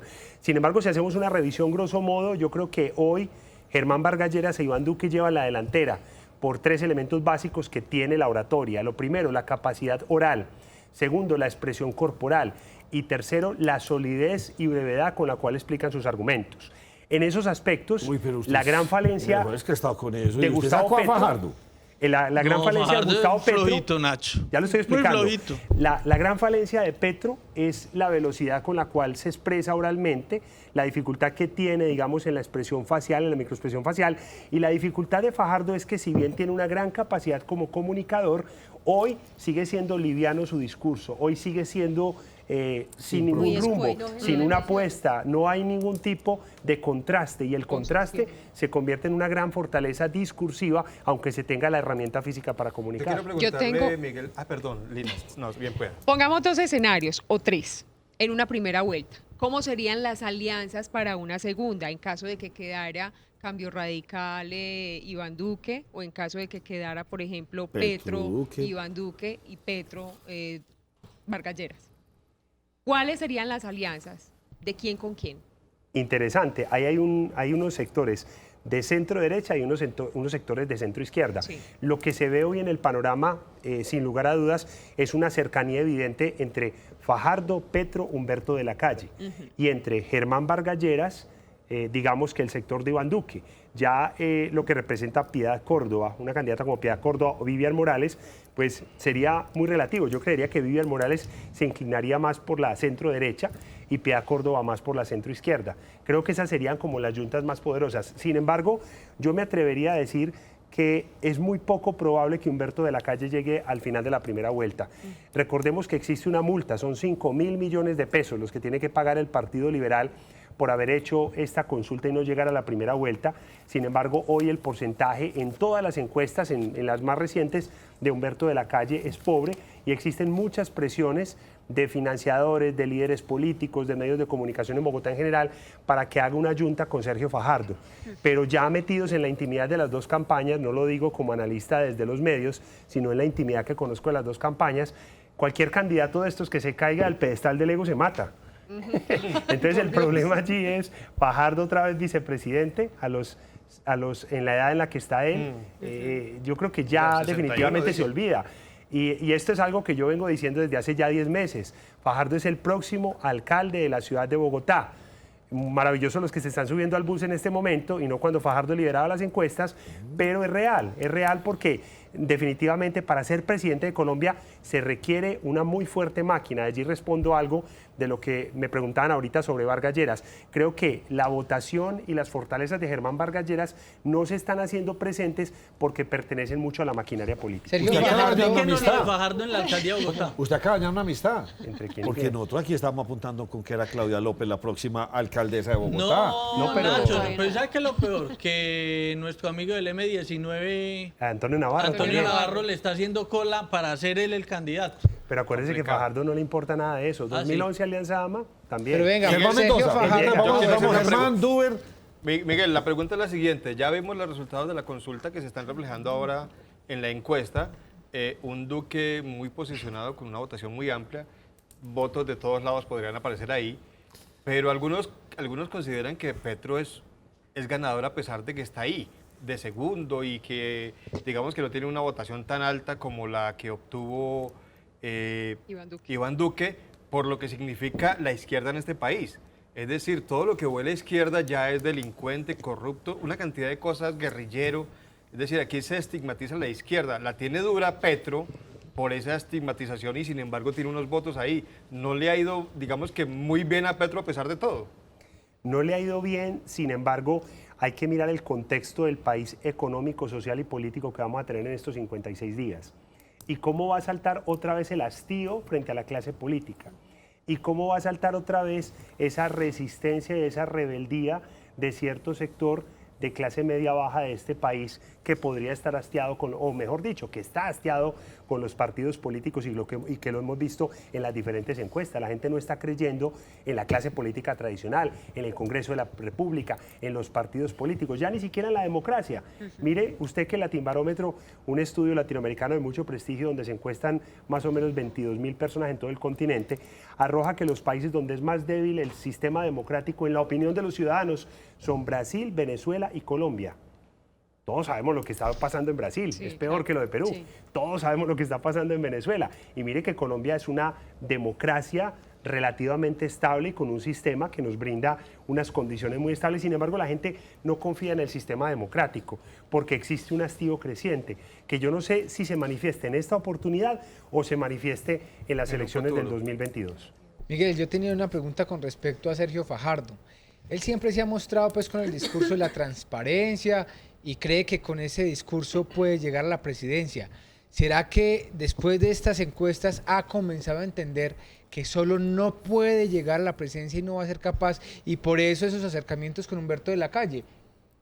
Sí, pero sobre la figura del fenotipo de la persona o del líder ciudadano de a pie, no del líder de los partidos políticos, me hago entender, del líder de los jeans, del cabello, de la manga remangada. Desde ese fenotipo él se conecta con esa ciudadanía que no lo conecta con los partidos tradicionales, pero haciendo parte del equipo de un senador consumado como Jorge Robledo, de Claudia López, que a pesar de todo el tema anticorrupción pertenece al Congreso de la República, y de tantos sistemas políticos, hablando y uno dialogando con muchos sectores fajardistas, digamos, auténticos políticos y cercanos a Fajardo, se da uno cuenta que hay un hastío con esas personas que lo rodean.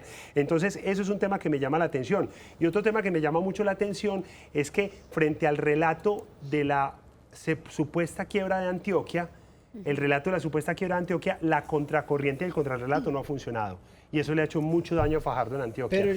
Eso, el tema de la izquierda con el GEA, y la desconexión con las zonas rurales de Antioquia le han hecho mucho daño. Él siempre ha dicho que si llega a la presidencia llegaría sin deberle nada ni favores a nadie, pero sin duda alguna si se le llega a unir Humberto de la Calle o él se le une a Humberto de la Calle, pues ahí ya entraría debiéndole ya muchas cosas a muchas personas. O sea, ese discurso no lo va a poder mantener de que es que voy a nombrar a personas por su capacidad y no porque le voy a vender, porque entraré debiéndole puestos a nadie. Que ahí es donde aparecería esa figura del Fajardo, que se desprende de los partidos y opta él solo, pero con la suma de estos líderes políticos, pero no ya matizado con la imagen de los partidos. Recordemos que Fajardo tuvo una inscripción por firmas, por un movimiento significativo de ciudadanos que lo podría soportar jurídicamente para ser candidato por firmas y sin el aval de los partidos, que es una ruta que a veces se sigue. A propósito, en noviembre de este año, varios candidatos a alcaldías importantes en el país van a empezar a recoger firmas, porque ese tema de los partidos es un tema que perdió solidez en nuestro país. Los políticos. Podríamos tener de pronto cambios o sorpresas en estas elecciones presidenciales, aunque usted menciona como unos panoramas muy claros, pero los debates sumados a las encuestas, porque las encuestas no es que tengan un tema muy positivo, la gran mayoría de gente dice que son arregladas, que no les creen y demás, eso podría afectar de pronto a estos candidatos que aparentemente se ven tan firmes. Por ejemplo, en el caso de Iván Duque, muchas personas dicen, no, él ya va a ganar, entonces más bien votemos por para no seguirle el juego de pronto a Uribe o al candidato. ¿Podrían haber grandes sorpresas ahí o no? Sí, definitivamente siempre que hay un tiempo electoral es claro tener presente que no son 57 días, sino que cada día de esos tiene más de 24 horas en hechos políticos y el tiempo se hace lento y la política es supremamente variable. Solamente dos casos. Peña Nieto era el tercer candidato en 2014 a la presidencia mexicana y en 2 semanas se convirtió en el presidente mexicano, superando una barrera de 23%. ¿Y quién nos recuerda el episodio de Atocha Renfe en 2013 en Madrid y cómo el Partido Popular, al responder mal a un ataque terrorista, perdió la presidencia a manos de José Luis Rodríguez Zapatero del Partido Socialista? Entonces, dentro de la política, los hechos sociales, económicos, de violencia, el tema del conflicto, todos los insights cuentan, y las épocas electorales son épocas donde tradicionalmente, de manera intencional o de manera controlada o descontrolada, los hechos empiezan a generar hastío, fastidio, odio, diferentes emociones en el electorado para conducir la votación. Miguel, detrás de todas estas encuestas hay algo que debe ser fundamental y es el conocimiento de los programas de gobierno que tiene cada uno de los candidatos. ¿Qué tanto ha influido el populismo, que es decir, creer en cualquier cosa que vayan diciendo en el discurso, y qué tanto verdaderamente los electores conocen los programas de cada uno? Porque mucha gente vota y no sabe ni por qué vota, sino porque es el que va ganando, o porque mi mamá me dijo que votara. Exactamente. O por la izquierda, o por la guerrilla, o por los paramilitares. Sí. O en contra de cada cosa, sí. Es muy triste decirlo, realmente la labor de quienes estamos 7/24 pensando en política, desde nuestras empresas, desde nuestras consultoras, desde nuestros análisis, por estimular más la cultura política en la gente, contrasta profundamente con una realidad que nos duele, pero que es así. La gente toma decisiones de voto a partir de emociones. La gente va a las urnas, sobre todo con el lado derecho del cerebro, y desde la emoción toma decisiones. Y el odio y el miedo son las emociones más contundentes que han existido en las elecciones recientes en América Latina. Uno creería, uno pensaría que en muchos de estos programas de gobierno debería ser el conducto para que la mayoría del ciudadano se oriente a la hora de votar, pero terminan siendo escenarios donde personas como nosotros, que tenemos quizá un mayor nivel cultural, una mayor inquietud frente a las políticas públicas y un poco más de cultura y conocimiento, nos acercamos a revisar.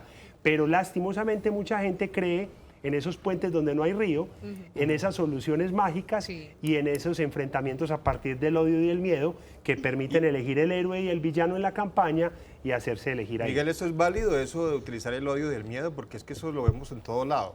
Entonces, ojo que nos vamos a volver como tal o aquello y lo otro, que esto es la continuidad del otro. Es decir, la gente termina votando más por el susto que le da que llegue a que porque el candidato sea bueno. ¿Es válido eso? Sí, a mí me parece que es totalmente válido. O sea, es que uno no puede decir, si finalmente las reglas del juego que tengo yo como asesor, consultor político, candidato, gerente, jefe de debate en una campaña, son las reglas que se están presentando, yo puedo acudir a ese tipo de emociones, porque esas emociones son las que conducen el voto. Si yo trabajo para una campaña donde conozco programáticamente que se están haciendo las cosas bien, creo en mi candidato y puedo orientar, además de lo programático y racional, la forma como desde el discurso controlo las emociones, su presentación personal, su styling, a qué eventos asiste, a cuáles no asiste, qué palabras utiliza, cómo se conecta con el electorado, cómo cautiva la tierra, hace parte de un trabajo profesional que hay que hacer.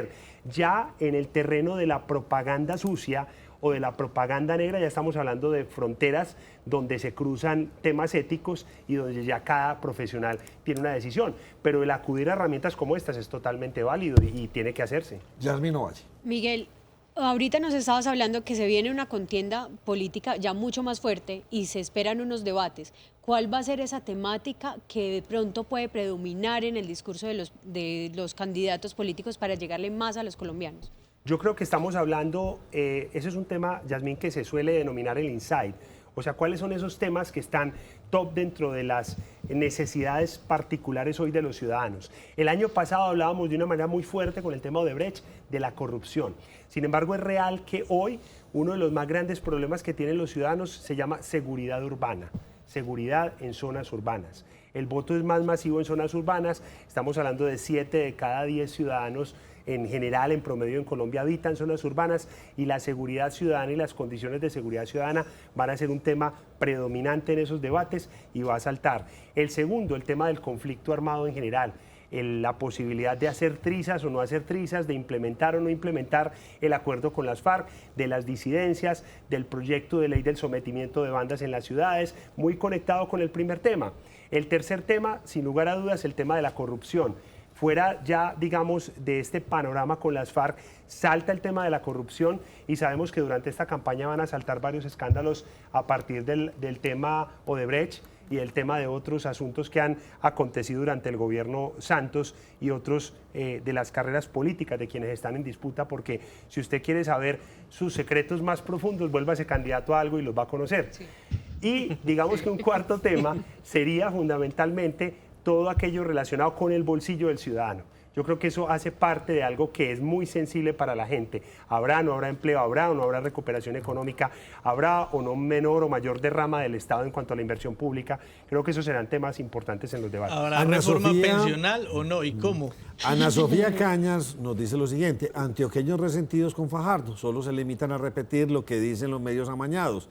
Deberían ver todo lo bueno que hizo como alcalde y gobernador. Fueron más los aciertos que los desaciertos. Doña Ana Sofía, no conozco un exmandatario bueno. A todos les va como a los perros en misa. A todos les hacen todos, investigaciones sean también. del partido que sean, de donde sean. Qué cosa tan impresionante. Y todos terminan con 1000 investigaciones. Es que, no, Nacho, pero también a la televidente y ahorita con lo que decía Duber, uno no habla porque no tenga conocimiento. Si uno muchas veces dice las cosas es porque en Medellín y en la gobernación de Antioquia a Fajardo no le fue muy bien.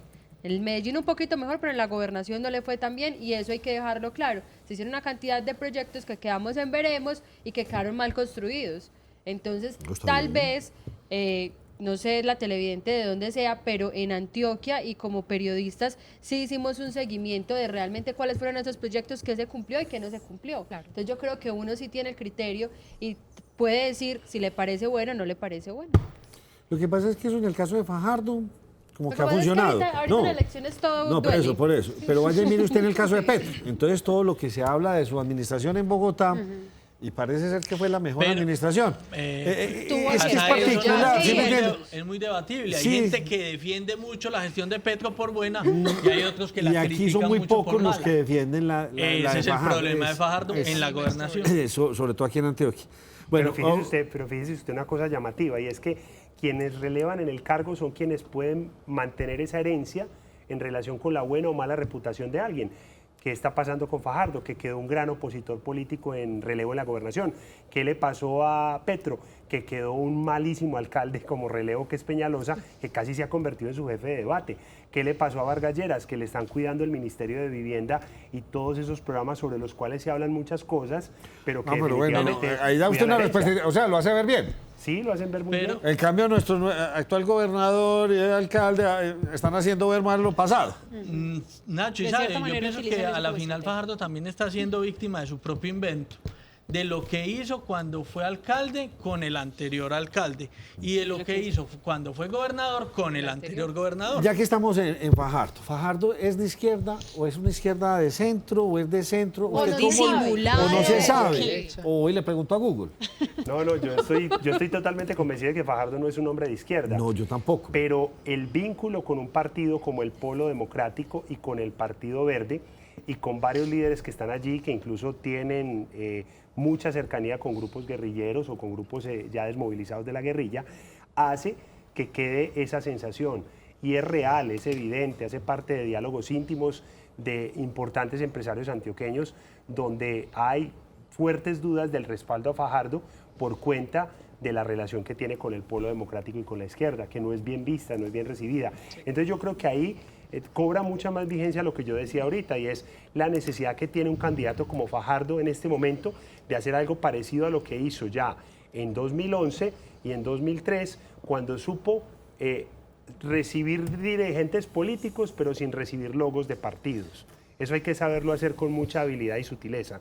Y eso es lo que le está faltando a Fajardo. Yo siento que la figura, el fenotipo de Fajardo, desde lo que representa para la movilización pública, para mucha gente, hoy tiene el peso de unos logos de unos partidos que no lo deja moverse muy bien. Miguel, ¿cuándo la izquierda va a tener un visto bueno? ¿Cuándo se va a ver con ojos diferentes a la izquierda?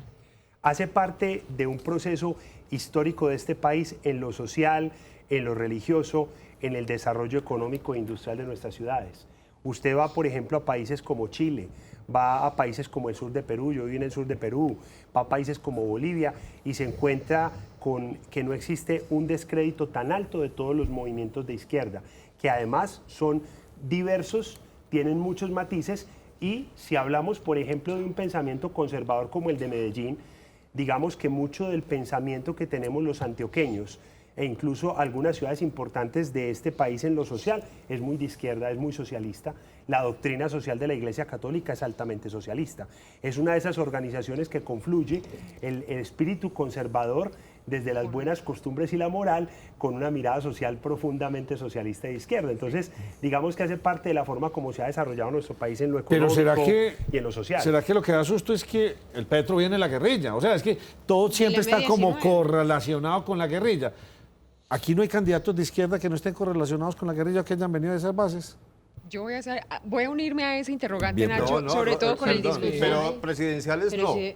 Pero, por ejemplo, Al al Senado, Senado, Robledo. toda la vida, Robledo, Por eso. Carlos Gaviria. Es que Robledo era el también. indicado. Pero es Carlos que María Gaviria, María Navarro, Mora en el consejo. Antonio Navarro en Pasto, en Nariño. Bueno, Antonio Navarro sí fue guerrero. Pero sí fue del MDC. Pero es digamos que- que no todos son... Lina líderes Moreno y guerrilleros. estamos cogidísimos Pero es que de la noche. Lina y precisamente- José Fernando Gil. Precisamente ahí voy, o sea, será el discurso, porque de todas formas se ha visto que al principio el señor Petro había hablado abiertamente de que apoyaba lo que pasaba en Venezuela, lo que pasaba allá, etcétera, etcétera. En la medida que avanzó la campaña, él ha ido cambiando el discurso. Entonces muchas personas dicen, hombre, ¿es una izquierda revanchista, es una izquierda vengativa o es una izquierda que sí quiere verdaderamente llegar pues como con una manera diferente de gobernar? Yo voy a hacer una confesión. En el año 2014 tuve la oportunidad de almorzar con Gustavo Petro, aquí en Plaza Mayor. Estaba desarrollando un rol en un evento masivo donde estuvieron Lula da Silva, Pepe Mujica, y tuve la oportunidad de conversar con él. Yo creo que 15 minutos más y me vuelvo petrista. Es un hombre fascinante, es un hombre inteligente, es un hombre brillante, le cabe el país en la cabeza, tiene unas ideas muy interesantes. Esto le genera escozor y ardor a la derecha, yo lo sé. Y ya lo van a tildar de guerrillero. Sí, me van a decir o guerrillero. En el 2004 yo creo que con Germán en Caracol Televisión tuvimos la oportunidad de conocer a Hugo Chávez. También fascinante, fascinante es poquito para decirlo. Entonces hace parte de estigmatizaciones muy altas y también de un profundo desconocimiento de ciertas políticas públicas y vuelvo y repito, de una especie de democracia churchiliana donde esta zona de confort nos lleva a que sigamos por el mismo camino que es mejor malo conocido que bueno por conocer. Es mi analista de las encuestas. Vienen dos Muchísimas encuestas gracias. rapidísimas, vienen dos encuestas próximamente, Sí, que aquí lo quiero tener. Con mucho gusto. Porque ¿será que se van a dar la pela? Porque en los últimos años les ha ido muy mal. Eso Sí, me lo va a contestar sí, señor. usted después. Bueno. Porque no lo creemos. José. Miguel Cortico. Ay, ¿Qué José. opina de esta expresión? Fajardo es de izquierda por los apoyos políticos y de derecha por los apoyos económicos. Una expresión interesante. Esa ha sido la historia y la hoja de vida de Sergio Fajardo. 2001 cuando fracasó por primera vez, 2003 cuando llegó a ser alcalde, luego gobernador, luego en esa mistura con Antanas Mockus en el 2010. Definitivamente existe a eso, pero para la percepción del ciudadano, que es mucho más notoria, hoy Fajardo representa mucho más la centroizquierda colombiana que la derecha. Como me dijo un televidente por acá, predecir un partido de fútbol, predecir el clima, predecir a las mujeres, es lo bien mismo que complicado. predecir a la política. Incierto. No, él lo que dijo era No, que no, no, no, podía no. vivir sin esas cosas que usted acaba de Ah, ¿vio? mencionar. ¿Qué? Yo lo leí. Ay, usted lo leyó. Sí. Me la puso así, vea, predecir un partido de fútbol, predecir tal. Bien difícil. Lo volvemos a invitar en estos días cuando salgan las próximas dos encuestas, que ahí veremos cómo son, de acuerdo al encuestador, eso o quedar empatados Sí. o narrar Según que le quede beneficia. Petro por ahí encima con el 50 y Duque por ahí en el 8 También. y Piedad Córdoba con el 22. Ay, las encuestas depende de donde las hagan, ¿sí o no? Eso lo aprendimos, depende de donde Depende llamen. del que las contrate, Nacho. Bueno, vamos También. con una pausa y Germán nos tiene muy informados a continuación.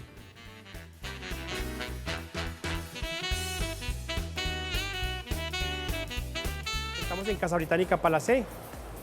Nos complace mucho que estén acompañándonos el día de hoy. Quisiéramos mostrarles la gran gama de vehículos que nosotros tenemos, marca Renault, que va desde Logan, Sandero, Stepway, y los nuevos lanzamientos que tenemos desde el año pasado, que son la Captur, la Alaskan y la Coleos.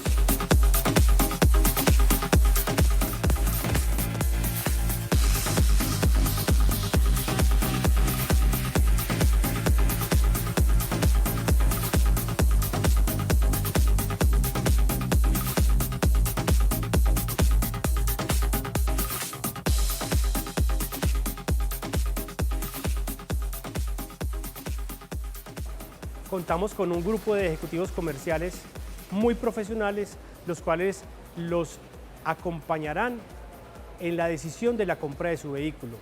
Ellos tienen un muy buen conocimiento y le ayudarán a determinar cuál es el mejor vehículo que se va a acomodar a las necesidades que ustedes tienen.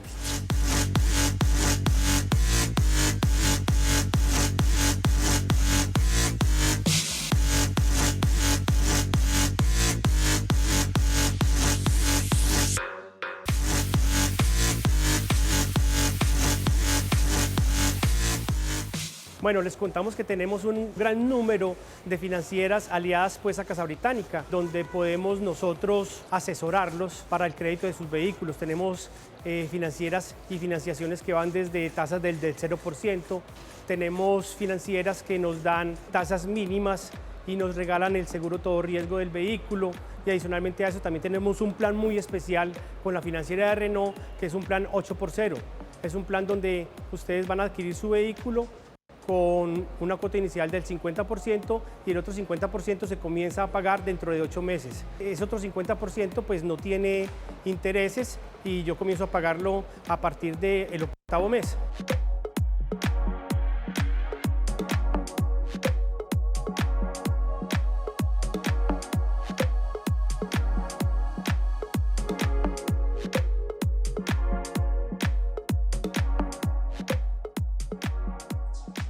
Contamos con un servicio de postventa especializado. Tenemos uno de los talleres más grandes de la ciudad, donde usted puede venir a traer su vehículo a las revisiones y a las reparaciones que usted determine que necesita su vehículo. Son profesionales altamente calificados que van a realizar el mejor trabajo para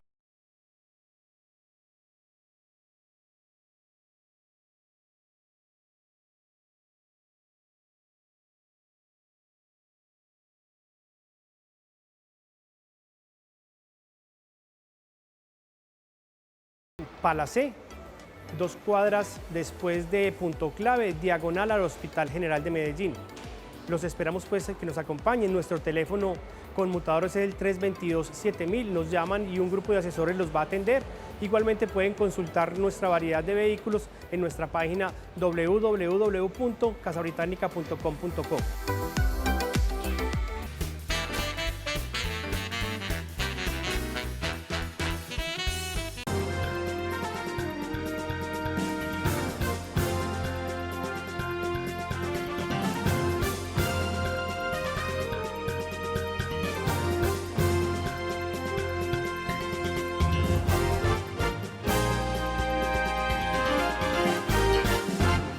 ¿Qué tal? Buenas noches, soy Germán Mendoza, bienvenidos a Cosmovisión Noticias y con toda la información deportiva me acompaña José Luis Alarcón. José Luis, buenas noches y hablemos de Nacional.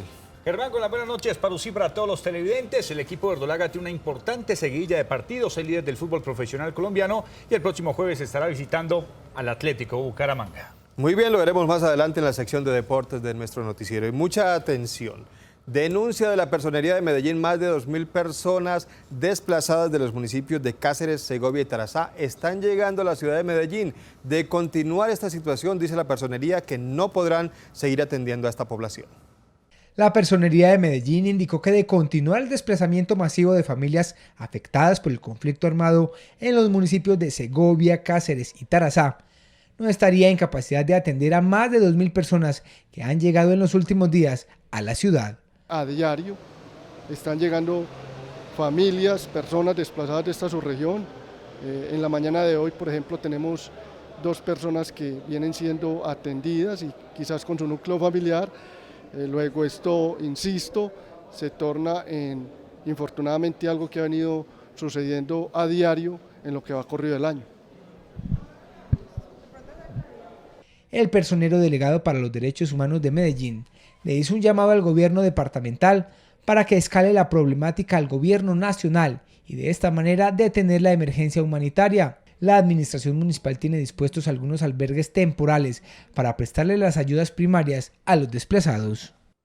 Apareció muerto un docente que había sido reportado como desaparecido desde el pasado sábado. Las autoridades encontraron su cuerpo en un apartamento que él había arrendado hace un mes en la ciudad de Medellín. El docente, identificado como Jorge Mario Durango Jaramillo, se encontraba desaparecido desde el pasado sábado, día en que se comunicó con su familia por última vez. Que este caso no quede así, que hasta el último, hasta que se sepa en realidad qué fue lo que pasó, la policía no pare de investigar, porque en verdad sí hay muchas cosas que no concuerdan y está raro.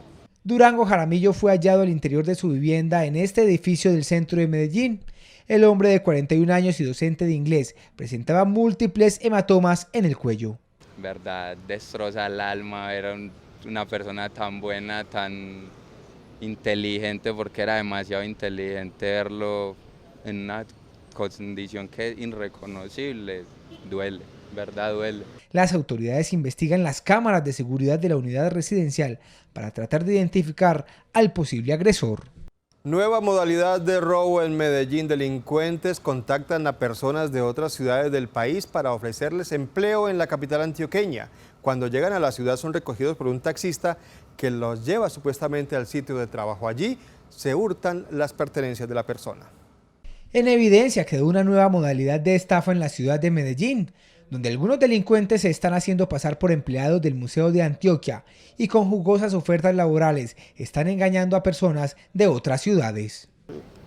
Y cuando llegué al terminal, él me dijo, un hijo mío te va a ir a recoger al terminal, te van a recoger para que no te encartes con eso, pero debes sacar la cédula, tenerla lista porque deben hacer una parada en el poblado para que vayas por el certificado de la EPS Sura. Cuando yo llegué yo vi que no había ninguna oficina, empecé a preguntar que si habían oficinas de Sura, me dijeron que no, cuando me devolví ya se me habían llevado todas mis cosas. Según la denunciante, fue contactada en la ciudad de Armenia y viajó hasta Medellín con todas sus pertenencias personales, donde tras un engaño le fueron hurtadas pertenencias avaluadas en 15 millones de pesos.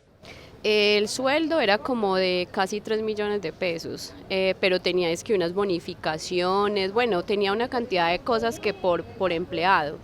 Entonces, pues bueno, eso uno dice, bueno, está bien y sirve la oferta. Según las autoridades, un caso como este no se había presentado en Medellín y alertaron a la ciudadanía para que sea más cauta al momento de buscar empleo y que no sea presa fácil de la delincuencia. Es momento de hacer una pequeña pausa, pero en segundo regresamos con más Cosmovisión Noticias. Ya estamos de regreso, muchas gracias por continuar con nosotros. Nos llegan buenas noticias desde el Zoológico Santa Fe de Medellín. Allí nacieron 2 titís y un cisne negro que se encuentran en buen estado según los veterinarios. Todo esto se logró gracias a un proceso de varios meses de preparación. El zoológico de Medellín tiene unos nuevos inquilinos, unos monos tití que al nacer midieron tan solo 3.5 centímetros.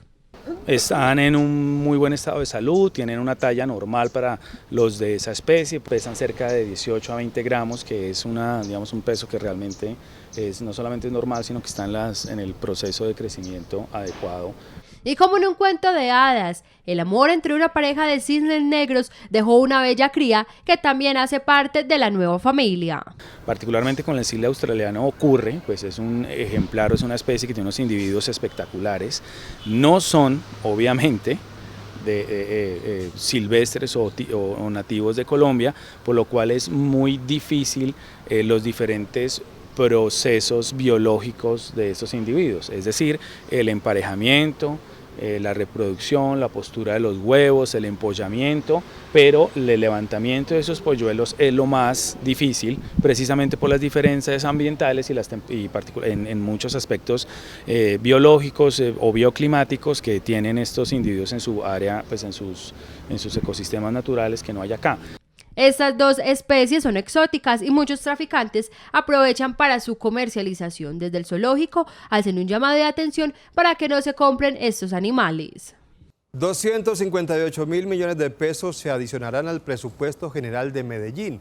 Estos dineros se invertirán en obras de infraestructura para movilidad sostenible, como la troncal de MetroPlus de la Oriental. Medellín tiene unos nuevos recursos que se podrán adicionar al presupuesto del 2018. También es importante resaltar que este superávit pues tiene una condición particular, una condición especial, y es que de los 312.000 millones de pesos, 180.000 millones de pesos ya están incorporados en el presupuesto del año 2018. Fue un ejercicio que hicimos el año anterior y que efectivamente esa diferencia, los 132.000 millones de pesos, son los que traeremos para discusión ante el Consejo. A esto también se suma una muy buena noticia, y es que ayer anunció EPM anunció su utilidad del año 2017, lo que también tiene para el municipio de Medellín un impacto importante, y es que lo que se tenía presupuestado en el presupuesto de este año 2018, que era una utilidad transferida al municipio de Medellín de 1.048.000 millones de pesos, será superior en 153.000 millones de pesos, lo que indica que en un solo acuerdo le presentaremos al Consejo un superávit con esos 2 componentes, de 153.000 millones y 132.000 millones de pesos. Uno de los posibles proyectos que se realizará con estos recursos es la troncal del MetroPlus en la Oriental. MetroPlus en este momento pues está diseñando ese corredor que viene para la Avenida Oriental. En los próximos días pues se estará presentando a la ciudad detalladamente cuánta es la inversión y cuál es el impacto que va a tener este corredor de MetroPlus por la Avenida Oriental. En los próximos días será presentado ante el Consejo de Medellín el proyecto de acuerdo. Algunos concejales de Medellín denuncian que las expectativas de movilización de pasajeros del tranvía de Ayacucho en Medellín no corresponden a la realidad. De los 85.000 usuarios diarios que debería transportar el tranvía, solo se están movilizando 50.000. Estaba pensado de generarse 85.000 viajes día. Hoy están haciendo 50.000 viajes día. Están retrasados en 35.000 viajes día. ¿Por qué? Por la mala planeación. Porque el cronograma está retrasado 3 años.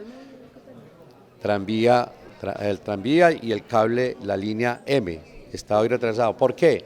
Porque se cayó un muro en el sector de Miraflores. Tranvía de Ayacucho no ha llegado al punto de equilibrio. Entre otras razones, uno de los exámenes que se hace es que la tarifa sigue siendo muy alta para los sectores por los cuales, los cuales se ven. Hola, muy buenas noches y bienvenidos a la información deportiva. Empezamos con los temas de Atlético Nacional, el equipo verdolaga, quien este jueves se pone al día en el calendario local cuando visite al Atlético Bucaramanga en el estadio Alfonso López. El cuadro que dirige el argentino Jorge Almirón es primero con 19 unidades. Atlético Nacional defenderá su liderato este jueves ante Bucaramanga. Pues conocemos el rival, conocemos los jugadores, hemos compartido algunos con ellos camerino y sabemos más o menos un poco la idea de juego que tienen. Ya es esperar a ver qué nómina para el cuerpo técnico y enfrentar a Bucaramanga con la idea de ganar. El verde de Antioquia pasa por un buen momento futbolístico y así se debe mantener. Siempre va a ser complicado para nosotros jugar con cualquier equipo porque no se puede negar que todos quieren ganarnos a nosotros, pero nosotros estamos preparados para eso. Nosotros tenemos nuestras armas, nuestros jugadores también, sabiendo y pensando siempre que nosotros tenemos que pensar en nuestra idea, en lo de nosotros primero, porque sabemos que al frente siempre va a haber rivales difíciles y este no va a ser la excepción. El Rey de Copas deberá disputar 4 compromisos en menos de 15 días ante Bucaramanga, Envigado, Huila y Bolívar en la Copa Libertadores. Y de esa manera concluimos los deportes en Cosmovisión. ¿Usted está de acuerdo con que Camilo Vargas, bueno, lo que dijo Camilo Vargas, que no se necesita arquero extranjero? No, aquí tiene que haber arqueros buenos. No hay, pero hay que empezar a fomentar los arqueros buenos para un futuro. Pero de momento no lo hay. Solo David Ospina y uno que otro que medio se defiende. Muchas gracias, José Luis. Todo un placer. Y a ustedes muchas gracias por su compañía. Les deseamos una feliz noche.